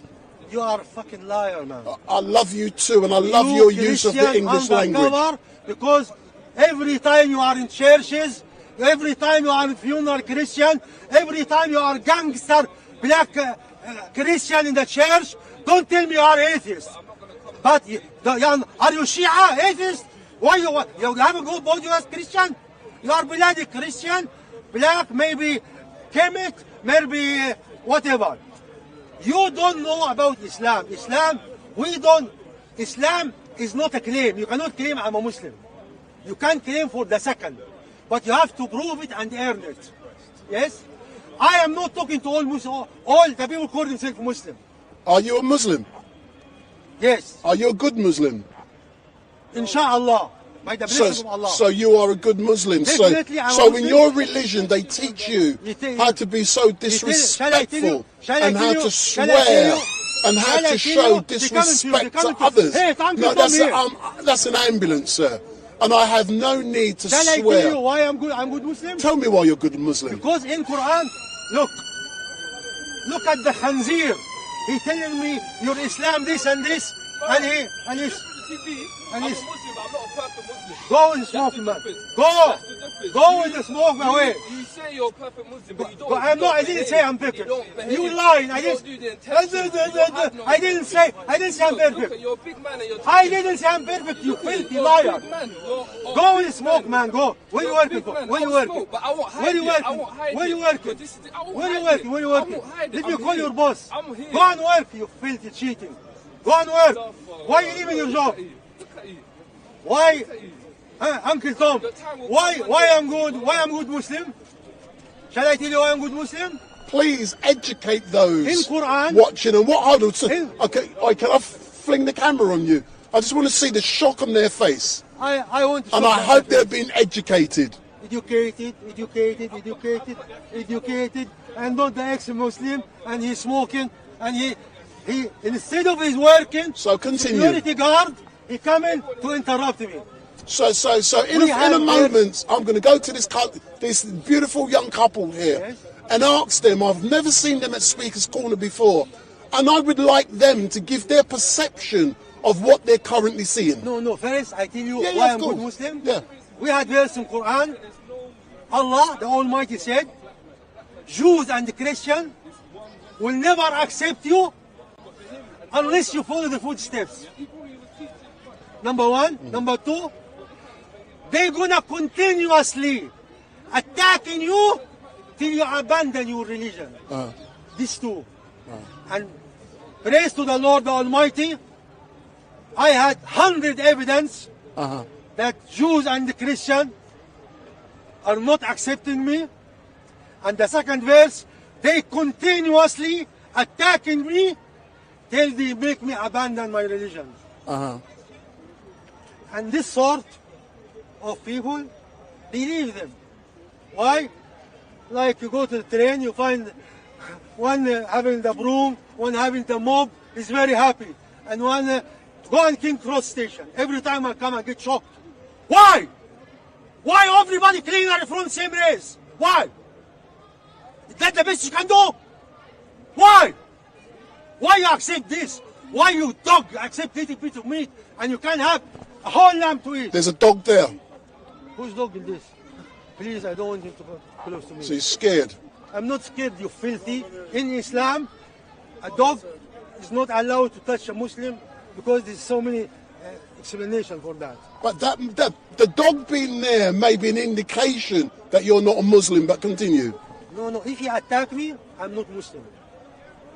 And if he attack me, I'm going to smash his head. Because I have to defend myself. Huh? You see? So, before you defend a single person, if you have honorability 1%, you should have speak about 17,000 killed in Palestine last 2 months. If you have 1% honorability, 57,000 dead, 16,000 of them children. Can I comment? If you I've commented go on that to the already. parliament, you can What I say it. believe Go to is Sudan. what is going This on Indian is bitch. wrong. Why you And it should never have happened. Yeah, and I'm disgusted at what I'm seeing going on in Palestine. I'm also disgusted at what Israel has been doing, and I believe that their prime minister, when this is all over, he is going to be in trouble. Can I ask you a question? Can I just go to them because they're going to leave? Thank you. Can I just ask you? Yeah, I'll be quick here. You've been observing for 10, 15, 20 minutes. What is your perception on what, and I'm trying to be devil's advocate, you know, what's your perception? And can I just put this microphone on you, just to get good sound? Yeah. Just clip it on you, yeah? Thank you, sir. What's your perception of what you've been seeing and hearing? I feel that the way... Hold on. Hold on, I can hear everything you're saying. Yeah, go on, sir. Back to the question of you asking him, does he feel like he's a Muslim, a proper Muslim, you know? The way I feel he's treating his fellow follower over there, you know, he's calling him a pig for what he's doing, you know, because he smokes or because of this, you know. I feel like you shouldn't really, you know what I mean, like, you're part of the same group. People have faults, like he says. I'm not a perfect Muslim, but he is a Muslim. I feel like you should respect him for what he's doing. He's on a path of getting better for himself. If he smokes, he smokes. If he drinks, he drinks. But you know, you're part of a community. And I feel like he's just, you know, he's having a go at everyone. He's having a go at everyone, no matter if they're part of his religion or not. Have you been educated in regards today, or have you been entertained? How have you perceived this interaction today? I mean, it's been interesting. Is this your first time at Speaker's Corner? It is. So you see, this is what happens. This is a location where you can have disagreements. He can cuss me. Yeah. I don't cuss people in general. I don't. That's just me. But I have no problem with Omar cussing me. But one question I would like to ask the young lady: have you enjoyed today? Been more entertainment than You've been entertained? Rather than educational, yeah. Yeah. No, some people are educated, others are entertained. Why was you entertained? Give me some examples of why you got entertained. I'm not sure. Oh, no, that's no problem. Are you after Winter Wonderland? No, we've got a flight to catch. You got a flight to catch? Where are you going? We live in Ireland. Oh, you live in Ireland? So what are you doing here in London today? Just came for the weekend. Oh, dirty weekend? No. Why you don't learn from the decent Irish? Hold on, all Irish are decent. Why you don't learn from the decent Irish? All Look at the Irish Irish are Prime decent. Minister, what he said about Palestine. Huh? You filthy British. Do you know something? Why you don't one feel thing like I the love. Irish are oppressed, the most sensitive people in Europe? Do you know Why something? One thing I love. No. One thing I love. I'm going to answer your question. One thing I love about the Irish people is that. Shut up. Let me talk. I have to finish. My Irish man, we love the Irish, and remember Sultan Abdul Majid when he saved the Irish at the potato famine. And the Irish are one of the most honorable people in Europe. But I tell you something, when you say, I talk to people. In Islam, if you do something wrong, you have to hide it. You don't come, if you show a thing, you don't come and show in front of us. You do it in secret and you pray oh Allah, I'm mistaken, I'm wrong, forgive me, I want, but you don't spread it. This man coming to give me education about Islam, and this woman, look at his age, look at her age. She talked to me, about Islam, and she doesn't cover her face. In this age, you know, if a little girl did it, I am coming back to you. So when you come to speak about Islam, you have to be in a shape for it, or you don't speak. And when you describe someone, in our book, the Almighty describes people as donkeys. If the Almighty give you a book to read it and to live with it, and you carry it in your shoulder, you are a donkey. Because the donkey carrying book and he doesn't know what he carrying. He describes people as a dog. The dog is panting all the time. If he rests, he's panting. If he happy, you're going after after. When you're going to be satisfied, little money could make you content. You don't have to have 100 jacket or 100 trousers, but you're going after you don't have to have 100 women. One woman is enough. But if you are a dog, after woman every day, after food every day, after money every day, you are a dog. Human, but you're like a dog. Can I ask you, which part of Ireland are you from? Belfast. Do you know something? Yeah, I read one of the first books I ever read was written, by Gerry Adams. Make your point. One of the first books I ever read was written by Gerry Adams. I was interested in what Adams and McGuinness were doing in Ireland because they had a belief. Adam and Steve. Uncle Tom. Moving on. Uncle Tom, you don't bloody read. And if you read, you don't understand. And if you understand, you behave different. You should read yourself. You're total ignorant. I'm sorry. You're not a good Muslim. Come here, Yeah, you're not a good Muslim. Now coming to... I hope no one thinks that is the Islam. That's not... Yeah, you're not Islamic. This lady, come, lady, please, come. Okay. She said, I'm not a good Muslim, yes? No, you're not a good Muslim. And you are a good Muslim? Alhamdulillah. Why you not covering your... Why you don't cover your head? And did Allah the Almighty said, cover your head? And make beard. Did he say, he said make beard, I make beard. Did he tell you cover your head? Did he say make beard? Yes. Oh, okay. Clarify your intention. Sorry? Clarify your intention. يلا زميلة. اقرا شوية روح اقرا. تقول انا كنت مسلم تضحكش علينا. عيب كده عيب. تضحكش علينا. يلا. Anyway, sir, all I can say is thank you very much. And I hope you've enjoyed your trip to London. And what I will do, if you want to re-watch this, there's a card. We're currently live on YouTube, so you can watch it back. And you can be educated. But one of the reasons I allow him to speak is because he's embarrassing. Do you understand my strategy? He's educating people in the wrong way. I don't want to talk to your client. What did I say? What did I say? Yeah? What did I say? You think I'm sitting here? Huh? Because you donkey, you think I'm sitting here? I don't know. Huh?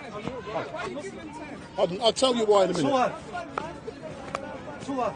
I sitting here and I know a lot what the people saying. I hear what you're saying. I hear what you're saying. Thanks a lot, yeah. Sir.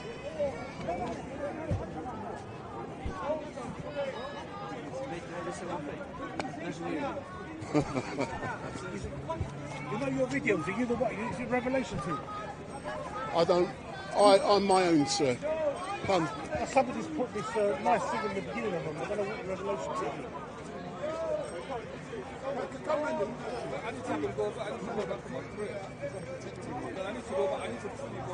No, give me 2 seconds. I'll do it this way. I'll do it this way. I need to go back. But I just, bro, don't allow him to call you. No, hold on. You don't understand. You don't understand. Allow him to call you. No. You don't. No, hold on. No. You do not understand Speaker's Corner. This is Speaker's Corner. Speaker's Corner You are allowed to do that outside of there. So is this not part of the world though, right now? No, this is speaking. No, yeah, but this is Speaker's Corner. Right now, there's not going to be a difference of if I should have died outside the park or inside the park. It's No, still I'm dead. No. I'm disagreeing with you. I'm disagreeing with you, but I'll justify why I'm disagreeing. Yeah, Speaker's Corner is a location where you are permitted every Sunday to come here and have these talks. He can call me what he likes. I can call him what I like. Yeah, but What I does choose. that goes to show about us as humans? Then? No, it doesn't show something. It shows something about him.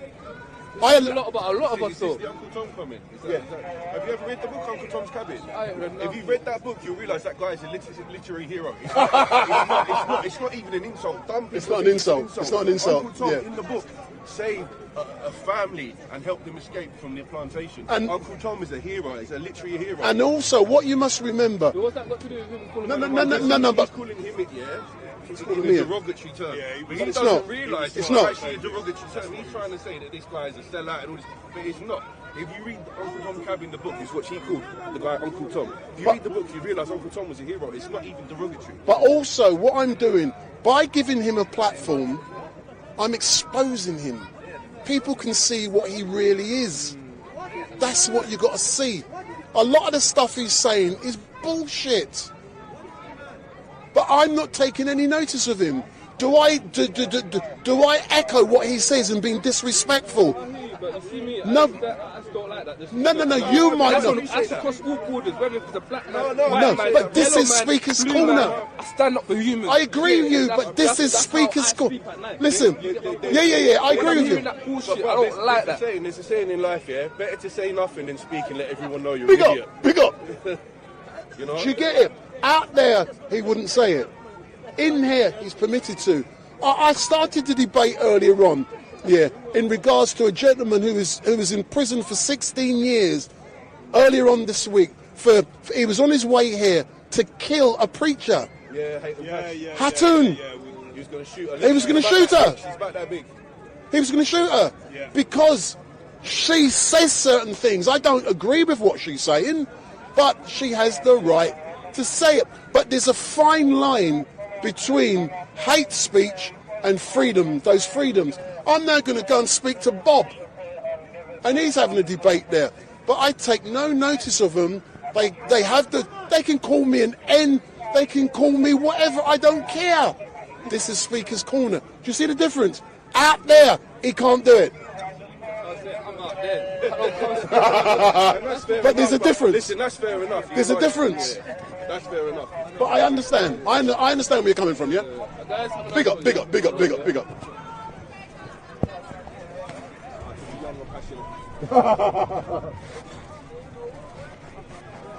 Big up, big up, big up. Excuse me. If Christ rose from the dead, then that means Islam is not true, communism is not true, rabbinic Judaism is not true, New Age spiritualities are not true. If Jesus Christ didn't rise from the dead, then I'm wasting my time. And so for me, the question about how do we know what is true is centered on, did Jesus Christ rise from the dead? Which has a preliminary question, did Jesus die on the cross? And with that one question, did Jesus die on the cross? Me and you can find out which religion is true, Islam or Christianity. So now let me pose to you this question. According to, let me ask you this one question, and I will let you answer without interruption. According to Isnad science, can you trust a hadith that comes from someone you know is a liar? I will answer this. But respect my answer. Of course. I'm not learned about this kind of stuff. So if I talk out of ignorance, I'm not honest with you. So you can better ask that question to Muhammad Hijab or Adnan Rashid. He runs away from me. He runs away from me. But look, the reason I ask you certain questions is because I always see you being very, or act very rational, empirical. Because it's an irony for me, because a lot of atheists are using the same method to destroy religion. That's why Nietzsche came, he destroyed Christianity because of these rational methods, way of thinking. So you are for me you're a contradiction. You know what I mean? If we talk from a philosophical way, because on the one hand you are Christian, you are theistic, you are intuitive, but on the other hand you use always rational arguments, empirical arguments. You know what I mean? Okay, can I reply? Yes. So, ladies and gentlemen, you all heard my question. What was my question? Can you trust someone, according to ISNAD science, who is known to have lied? And what was my answer? And you didn't answer that question. No. What was my answer? You talked about me and about me being a contradiction with rational. I know you go. You didn't answer. You will clip You my said brother. I like you so much. You said listen, I don't know. I can ask Mohammed Hijab. No. I said Adnan Rashid. Yes. Right now, let me. No, what's your name, bro? wait. Go on, I bro. said I don't know because I don't have knowledge about it. All right. Well, think I logically. will not talk about. Let me tell you your without deal. knowledge. But I am very. I'm interested in you. I want to understand your psyche. Let me tell you your deal. No, I want to understand your psyche. Brother. Right. Let me talk. Let's have a conversation. Wait. I'll let you. Let me speak, and then you can ask a question. Why did I ask that question? Here's why. According to the Quran, Allah deceived the world into thinking something that we know was false, according to the Quran, to be true. That is, that Jesus Christ died on a cross. Allah made it appear to them in that way. But according to ISNAD science, if someone is a known liar, you can't trust their hadith. The Quran describes itself as a hadith, and its ISNAD chain is Allah, the angel Gabriel, Muhammad, and then the scribes. But the first person in that ISNAD chain is known to be a liar. Let's stand this way, brother. Right? So my point to you is... I don't know about this. We need to verify. First. Right, so now I ask you the next question. I want to understand something about you. Yeah. Because you act like you're an Orthodox, you're very conservative, very religious, conservative, but I know a lot of people in practice, they are liberal. So my question to you is, are you married? Do you have children? Okay. Because a lot of, this is my problem with a lot of people in the West, they talk about Christianity and Christianity is dying and we are getting replaced. But if you look at their way of living, very liberal. No children. They are drinking, using drugs. Allow me to reply. They are a contradiction. This is my only question. Wait. Are you married? Right. So, ladies and gentlemen. And are you a real Christian? Ladies and gentlemen. You understand now where I'm going to? Can I answer you? So, ladies and gentlemen. Culture. What are you really representing? Ladies and gentlemen. Let's be clear. As a speaker at Speaker's Corner, I am under no obligation to divulge personal facts. But you understand. Let me finish. You asked a question. You understand. You ask a question. Let me answer. Ladies and gentlemen, as a Christian, I reject liberal culture. I reject liberal culture of individualism. I reject liberal culture of getting wasted on a Friday night and getting drunk and sleeping around and having sex. And notice my brothers and sisters are all saying amen. As a Christian, okay, I've just got to raise my voice. No, ladies and gentlemen, do you want me to answer the question? Maybe behind. Yes. Does that require him to be quiet? Yes. So, ladies and gentlemen, to finish answering the question, the question he asked, ladies and gentlemen, is that as a Christian, I reject the liberal hedonistic culture of the West. As a Christian, we believe that you build society by building healthy and strong families. Those families, you don't build your life, ladies and gentlemen, around pleasure.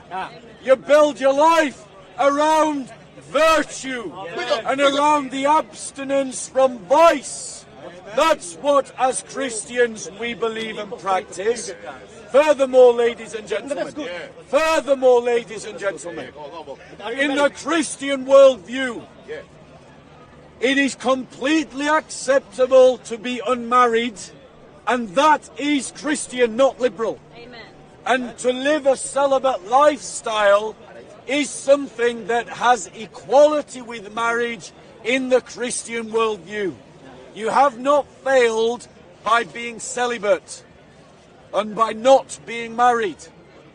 But don't confuse, as this brother is, Western liberalism with real Christianity. They are not the same. And if you're a Muslim who thinks that, you owe it to yourself to go and meet with real Christians I'm happy. living out the real Christian life. Now I want to ask you a question. No, I want to ask you a question. Please. No, I want to ask you a question. I want to ask you a question. No, answer me this. Please. Answer me this. No, I want to say something. Answer me this. Answer I'm me happy. this. Wait, Bob. Answer me this. Bob. You had a question. I know. I want to ask you a Wait, question. Bob. Yes, I want to ask you a question. Relax. Relax. So here's my question. I swear I like you. I like you too. But let me talk. Right, we'll get in touch.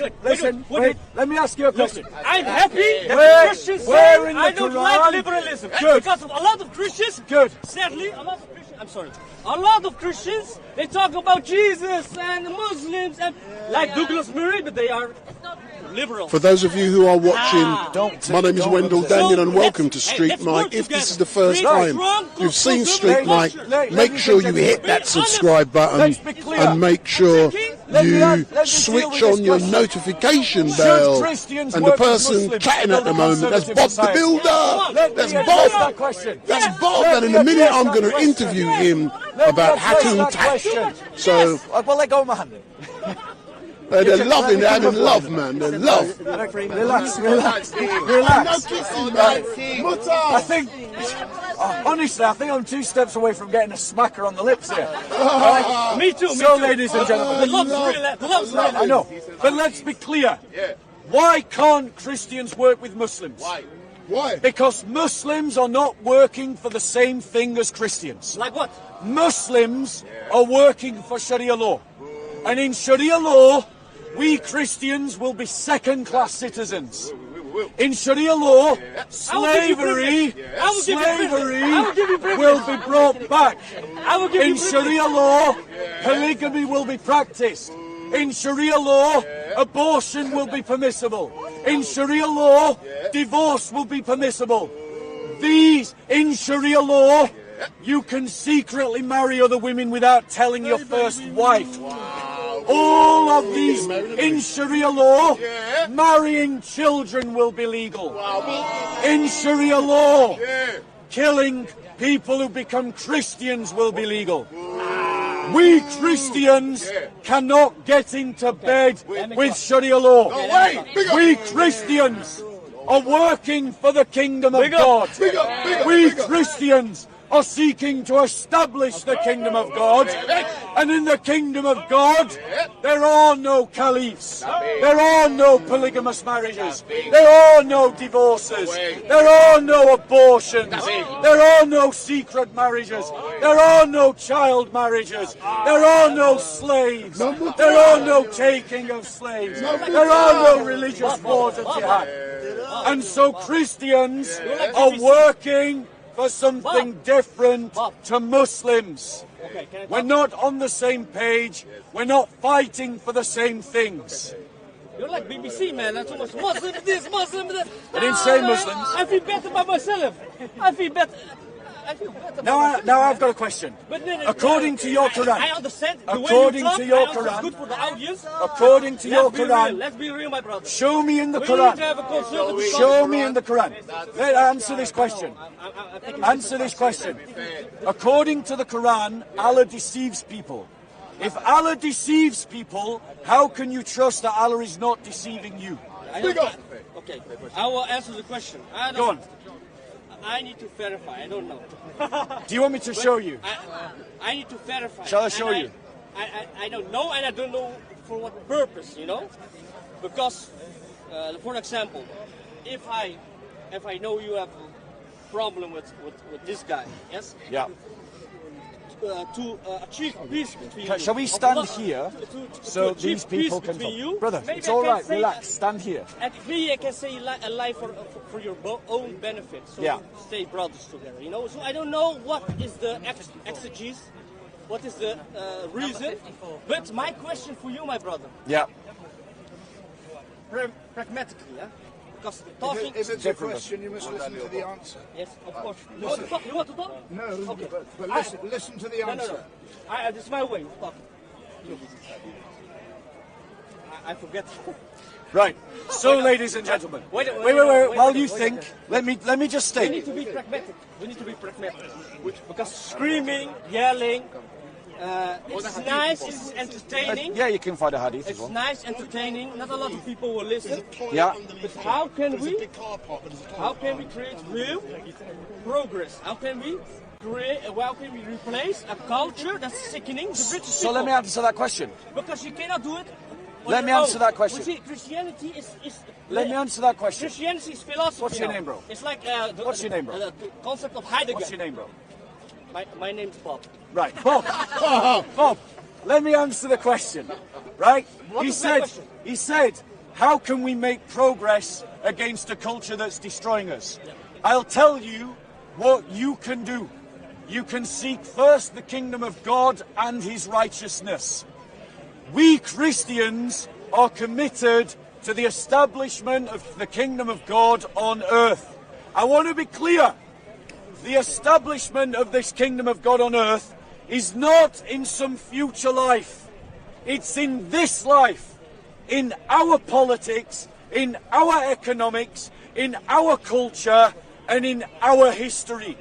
We've got to establish the kingdom of God through our efforts. And our efforts mean that we must work against the liberal culture of divorce, the liberal culture of hedonism, the liberal culture of polytheism, the liberal culture of celebrating all religions, the liberal culture of individual autonomous agency, the liberal culture of divorce, the liberal culture of abortion.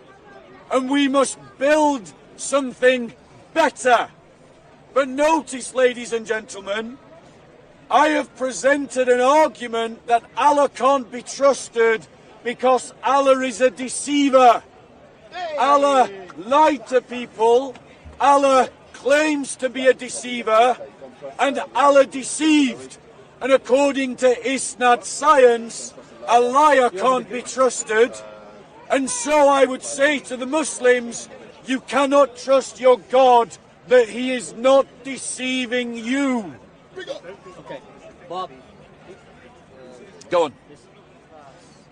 Christianity, to be honest, is like philosophy, like Heidegger's concept of time and place. It's just philosophy. It's philosophy. People talk about Christianity, but in real life they live like liberal atheist people, materialistic. When you look at the Muslim community, strong family values. We look after our elderly. We create families. We are marrying. We have strong communities. You don't see this at the. You don't see these values in the Christian communities. You know what I mean? So, to be honest, a lot of Christians here yelling and saying Muslims this and Christianity is the truth. But if you look at their way of life, it's like liberals. They're not really religious in deeds. You know what I mean? So Christianity is dead. It is dead. No, but like Nietzsche said, it is dead. Let me reply to that. Wait. Christianity is dead. The only strong pool of vitality is Islam. Okay, let me reply to that. So let's incorporate Islam in the Western, brother. Let me reply to that. Western soul. In the Western okay, let me reply spirit. to that. So the argument is the argument that's been presented, brothers and sisters. The argument that's been presented is that Christianity is dead and only Islam can save the West, and he's walked away, which is a shame. Even though he doesn't know what I'm going to say. Let's be clear. Our choice when we think about liberalism and Islam is between one degenerate civilization and another degenerate civilization. I agree with him, liberalism is degenerate. And for the reasons that I've already mentioned, we should reject liberalism. But how do we get any better if we embrace Islam that's also degenerate? A religion that wants to bring back slavery, a religion that wants to allow child marriage, a religion that permits divorce, a religion that permits polygamy, a religion that permits secret marriages, a religion that permits the murdering of those who embrace Christ. We're just replacing one degenerate liberal system with another degenerate Islamic system. That makes sense. I want to say to you Christians who compromise with liberal culture, shame on you for not having the confidence or the courage to embrace Christianity in its fullness. The Christian way of life is a complete way of life. It's a system of values. It's a system of ethics. It's a system of doctrine. It has customs, it has culture, it has an identity, and we should live it out fully, even if the liberal world doesn't like that, even if the liberal world is against us. As Christians, we should seek to establish the kingdom of God in the real world. And that means that we are against both the liberal culture and the Islamic culture, because from our perspective they are both just as bad. And I leave again the question that the Muslim couldn't answer. Here's what Allah says in his Quran. Surah 16, Ayah 93. If Allah had so willed, he could make you all one people. But he leads astray whomever he pleases. So he deceives and he leads people astray. If Allah is admitting that he lied and that he leads people astray, my question to you Muslims is, how do you know Allah isn't lying to you? Now, how do you know in another 1400 years he isn't going to send another prophet and say, actually, I only made it appear that Muhammad was the final prophet? Because remember, according to your Quran, Allah made it appear that Jesus Christ was crucified and deceived people for 7 centuries. The fact of the matter is, ladies and gentlemen, you recognize, Muslims, that you can't trust a liar, because in your isnad chains of hadith, when someone is a liar, do you call it sahih or da'if? And what does da'if mean? Unreliable. And why is it da'if? Because you had a liar in the chain of isnad. So Allah is a liar who gives you the hadith of the Quran. And that hadith of the Quran has an isnad chain.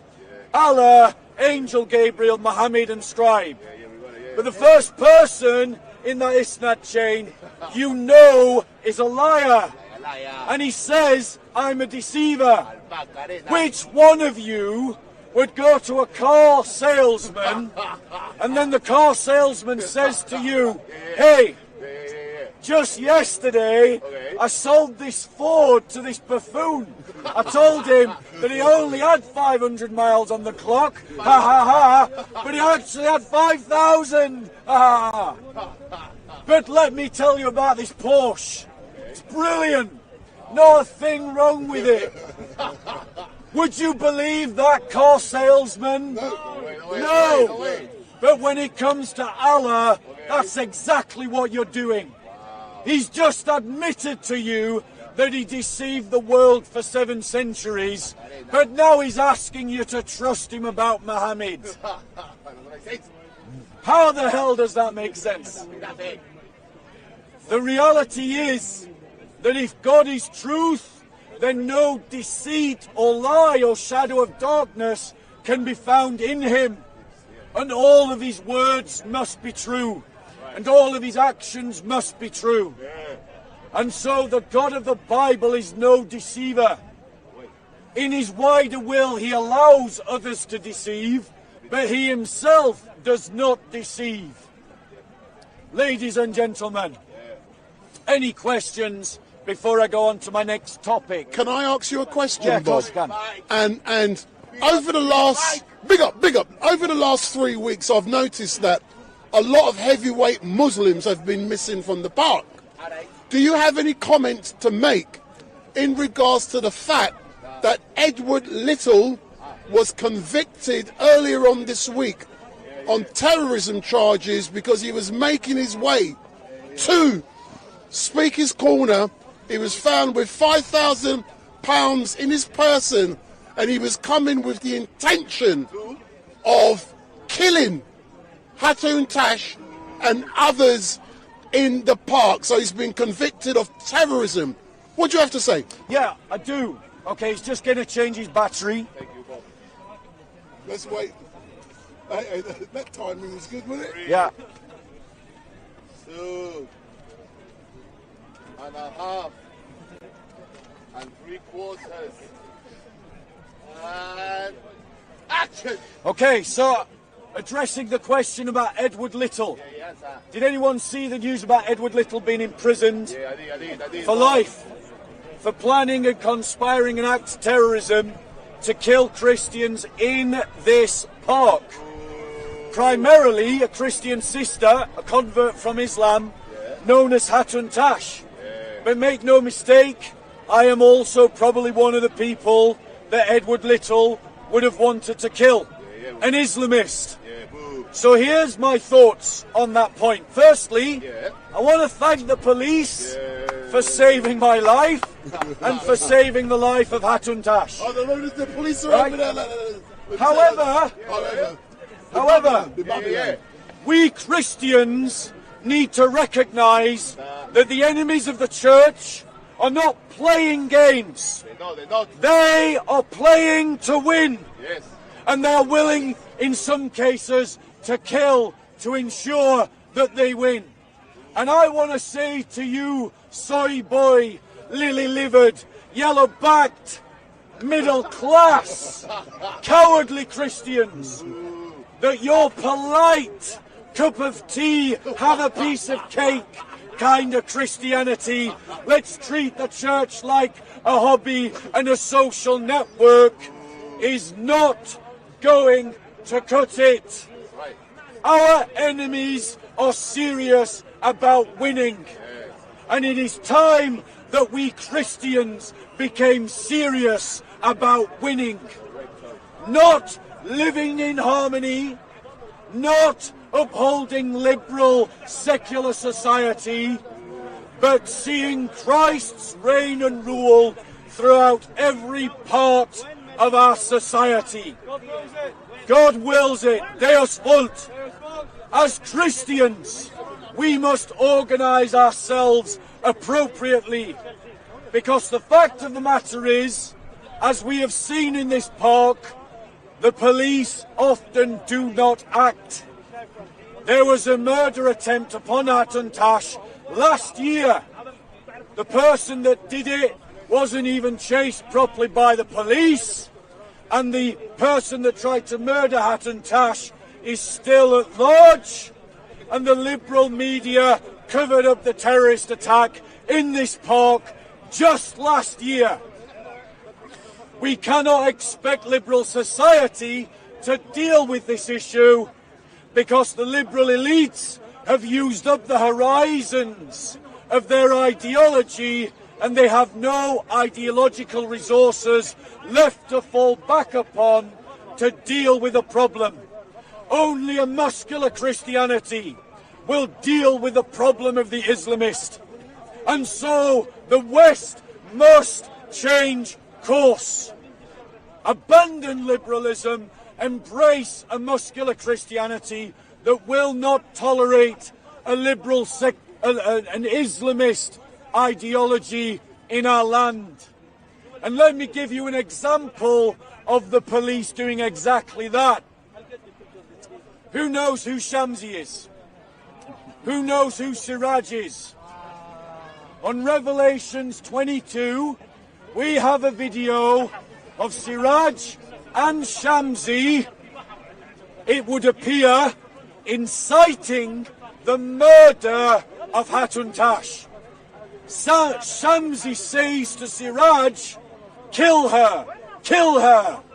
He repeats it more than once. And then they discuss in Arabic the rewards of killing people like Hatun Tash.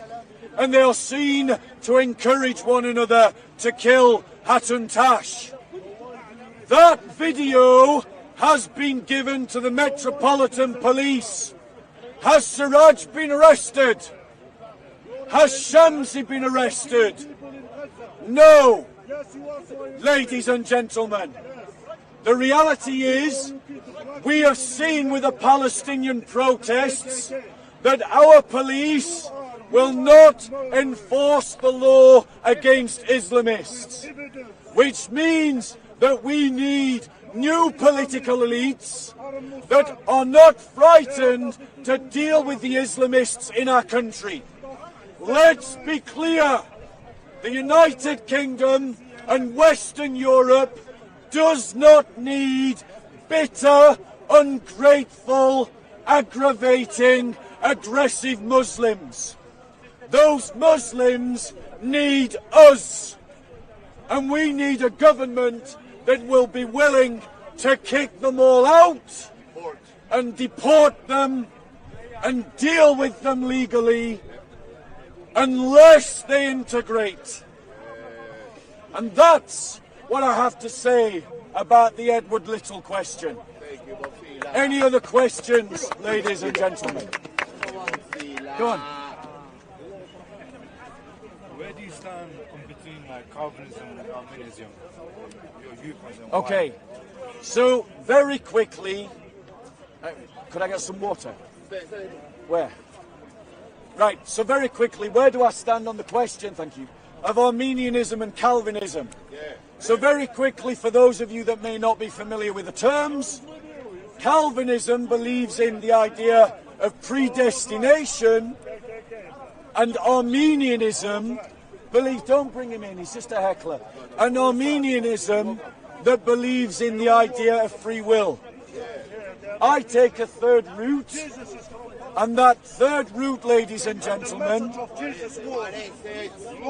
is Molinism.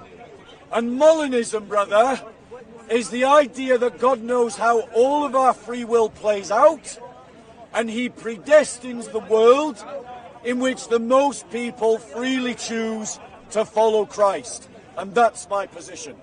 It's neither Arminian nor Calvinist. Any other questions about any aspect of the Christian faith? Go on.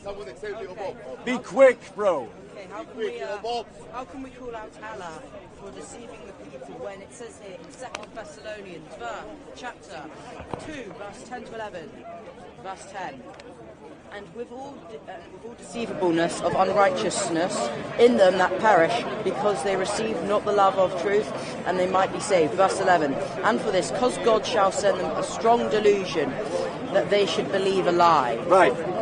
So, the idea of God sending a strong delusion. What is the strong delusion? Sin in the Christian concept is always the absence of the good. It's always the absence of God. Because they won't love truth. They allow themselves to be deceived. It is the idea that God allows them to be deceived, not that God deceives them. And why are they deceived? Because they don't love the truth. So in other words, God has sent the truth, they don't love the truth, and because they don't love the truth, they fall into a delusion. The delusion is where the truth is not, ladies and gentlemen. So God is not deceiving them proactively in the way that Allah deceives proactively. God is allowing them to be deceived because they will not love the truth that God actively sent. And so in the absence of truth, what do you have? A lie. And that is Augustinian theology about sin is the absence of the good. So any other questions, ladies and gentlemen? Yeah, go on. Aside from the historical evidence for Jesus' Nazareth's resurrection, which you think is the greatest evidence, like the greatest element of truth to Christianity? So beyond, ladies and gentlemen, the greatest proof for Jesus's, for the proof of the Christian faith outside of the resurrection is the church and the work of the church. And the fact that the church is embodying and fulfilling the very prophecies of the Old Testament. The Gentiles are going to Jerusalem and offering up prayers and thanksgiving to the God of Abraham, Isaac and Jacob, just as Isaiah prophesied, that because of the church, the nations are coming to the worship of the God of Abraham, Isaac and Jacob, just as the prophets prophesied. That because of the church, the works of God are being performed across the world. And I would say that this is the greatest proof to the Christian faith, the fulfillment of prophecy in the church by the fruits and works of the Spirit after the resurrection. Any other questions about any aspect of the Christian faith? Okay. So here's the thing. This is a thing Siraj told me 2 weeks ago about how he showed Jesus lie there for he's a sinner. Mark 15, I think it was verse 30 of 4, and Matthew 27, Jesus says, Eli, Eli, sabachthani, my God, why have you forsaken me? But yet in John 16, verse 32, he says that when the disciples will run away, i.e. when he gets crucified and is arrested, the Father will not leave him, will still be with him. But he says he's forsaken him. How do you square that? Right. So the problem with all of these prima facie contradictions that Muslims use is that they don't allow the humanity of the texts or of the persons in the texts. Our Lord cried out, Eli, Eli, lama sabachthani, my God, why have you forsaken me? This is not saying in some way that the Father and the Son became separated. That's not what the scriptures teach. It's not what Jesus was teaching. Christ was crying out in human agony. That's it. It's just making out a cry in human agony, but in his cry of human agony, he's referencing a psalm. And that Psalm 22 prophesies the crucifixion. It talks about someone having his hands and his feet pierced and his robes divided. That was before crucifixion was invented. The Psalms of David are from around 1000 AD, but crucifixion is from around 600 AD. So there's a gap of hundreds of years between the prophecy of the crucifixion being invented, and the one being crucified. But the problem, little Bob, with you constantly repeating the Islamic arguments is that they assume that all the verses must be understood in a very literal, flat way, rather than allowing for the real humanity of the moment or the real humanity of the persons in the text to whom it was concerned. And Christ was truly human. Any other questions about the Christian faith? Or I'm going to do a topic. I'll let someone else ask a question, little Bob. Any questions about any aspect of Christianity? Our beliefs, our traditions, our customs? Going once? Going twice? All those people who were born before Christ, okay? Are they not saved? Okay. Am I clear? Yeah. So, what about the people before Christ? Very quickly, Christians believe that those who were born before Christ, their souls were kept in Hades. When Christ died, his soul descended to Hades and preached the gospel. And so, the souls before Christ are saved by Christ, and those after Christ are saved by Christ. Christ is the only Saviour, both for those before Christ and for those after Christ. Okay, ladies and gentlemen, I'm going to go on and teach a topic. So, you've always got questions, little Bob. So there'll always be time for another question.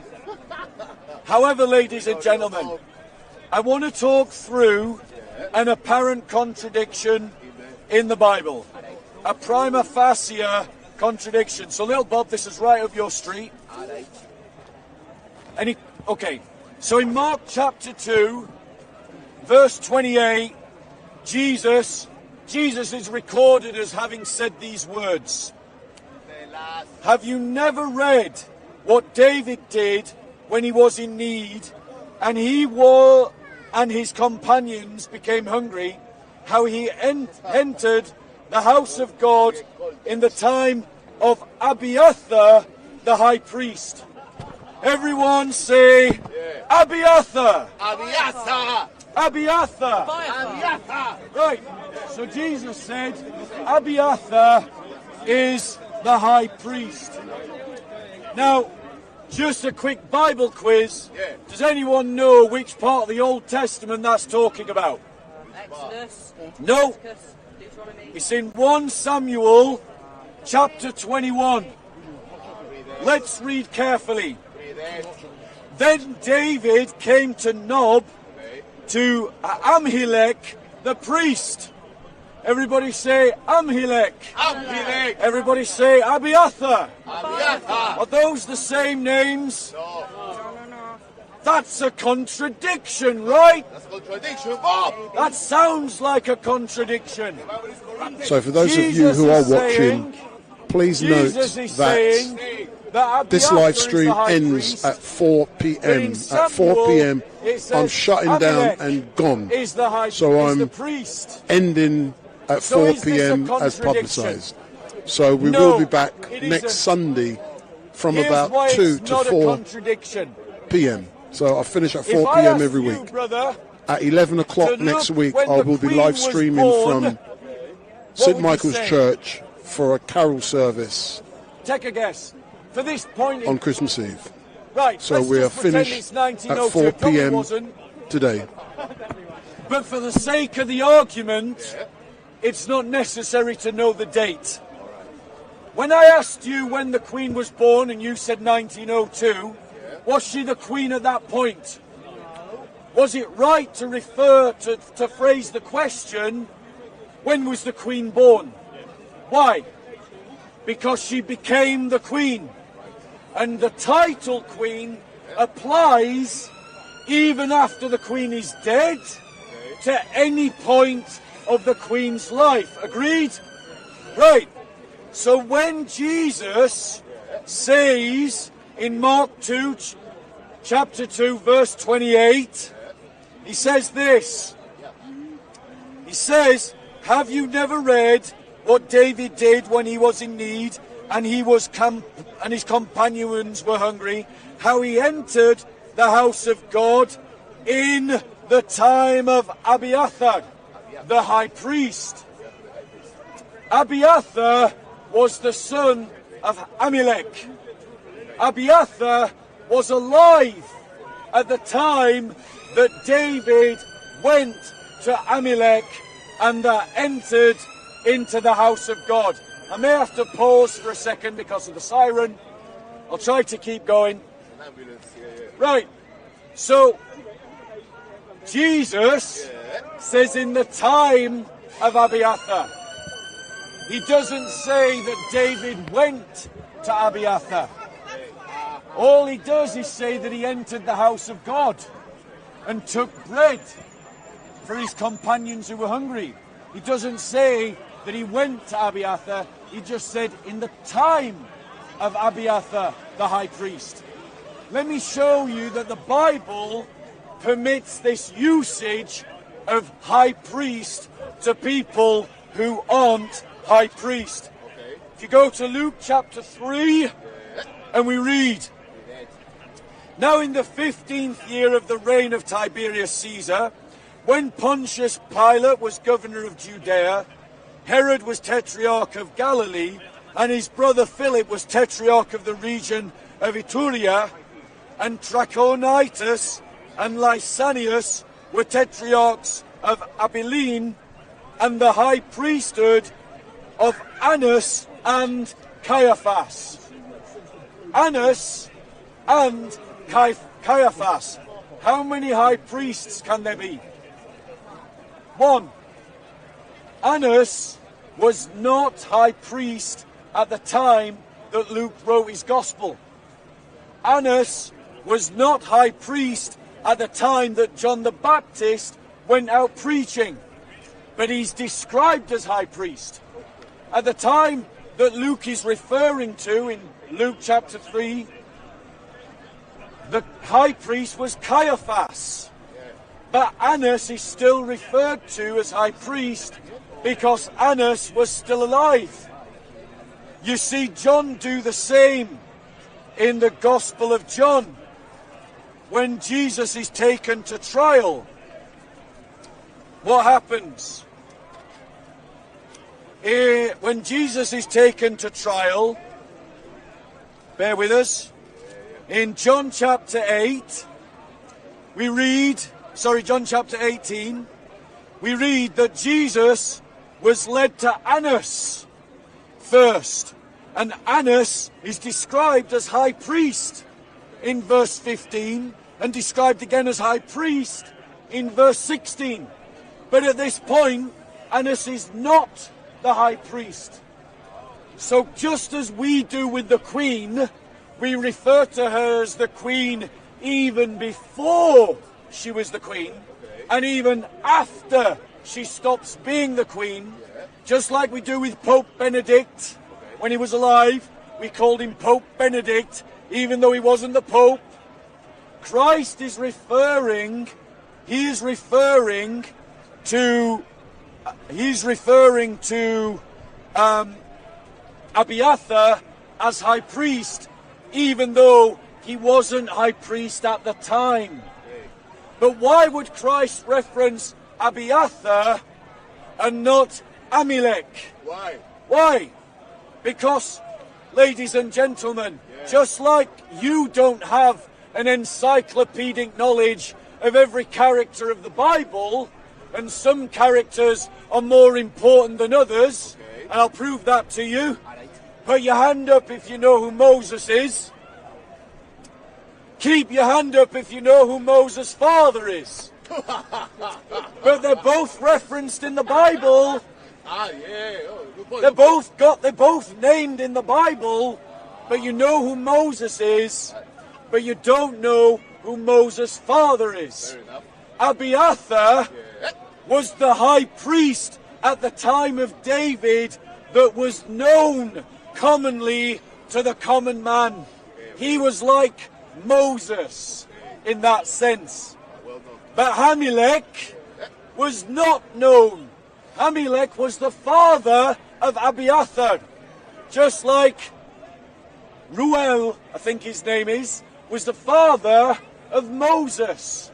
But you didn't know, and I might have got it wrong, that Ruel was the father of Moses, just like people at the time of Jesus didn't know that Amalek was the high priest at the time of David. It wasn't popularly known, so for the time reference, Jesus uses the high priest that was known to the common man to teach the point that he wanted to make. So what appears as a contradiction is not a contradiction if we allow for the humanity of the audience and for the realities of how cultures and societies work. And that is an important lesson in apologetics. If you want to be good at apologetics, have an understanding, an emotional intelligence about how societies work, how cultures work, and about the humanity of the moment. Because often what appears as contradictions in the Bible are not contradictions in the Bible at all, as I've hopefully just demonstrated. Any other question? Any questions, ladies and gentlemen? Let someone else go first, little Bob. Any questions about any aspect of the Christian faith? Bob, why did John send the two people to confirm that Jesus was the Messiah whilst he was in prison? Right. So remember, at Jesus' baptism, before John the Baptist goes to prison, he says, "This is the one that I was telling you to expect, the one whose laces I am not worthy to untie." So how, if John recognizes that Jesus is the Messiah, does he later send disciples to go and ask of Jesus? Why? Because, ladies and gentlemen, again, emotional intelligence. We all can have our moments of doubt. John wasn't perfect. He was a human being. And there were lots of expectations that at the coming of the Messiah, he would overthrow the Romans and establish the rule of God. But think about where John is when he sends his disciples. He's in prison. Do you think he's happy? Do you think he might have suffered from depression? Do you think in those moments of depression and despair, he might have had a moment of doubt where he needed to reaffirm, sorry, whatever I've dropped, can I pick back up? Did I drop that or you, bro? What? Okay. Right, so ladies and gentlemen, John in the prison had doubts because he was in a prison cell, and trust me, they're not modern prisons, right? He was suffering from depression, and in the moment of his depression, he had a moment of doubt, and he needed to reaffirm what he knew to be true. And he wanted to hear again from the lips of the man himself. And that's why he sent out his disciples to inquire. Again, it's about remembering the realities of the people in the story. Remembering the realities of the context in which the story occurs, and allowing for the humanity of the characters in the story. And when you do that, 9 times out of 10, all the apparent prima facie contradictions disappear. Any other questions? Go on, little Bob. Finally, okay, so It's like, do you know, it's a sudden sense of relief. It's like Sheldon, you know, like, I've got to do it. Go on, little Bob. Go on, little Bob. I saw recently you had an R.L. Songbird on a live stream. Yeah. Yes, basically, he's an anti-nominalist. I wanted to ask him, I'm getting interested into pro-nominalism from a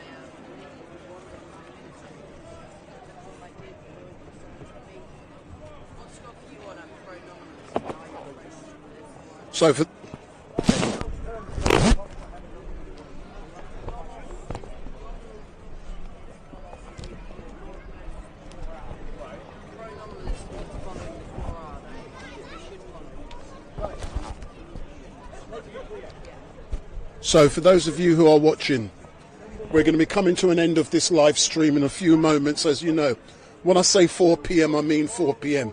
So I'm out of here in a few moments. So for those of you who are watching, all I can say is thank you very much for watching. It has been a great day. It started at 1 p.m. and when we had a debate in regards to Edward Little, who was convicted of terrorism charges against Hatun Tash. He was actually making his way down here to Speaker's Corner to carry out a terrorist attack on Hatun and others.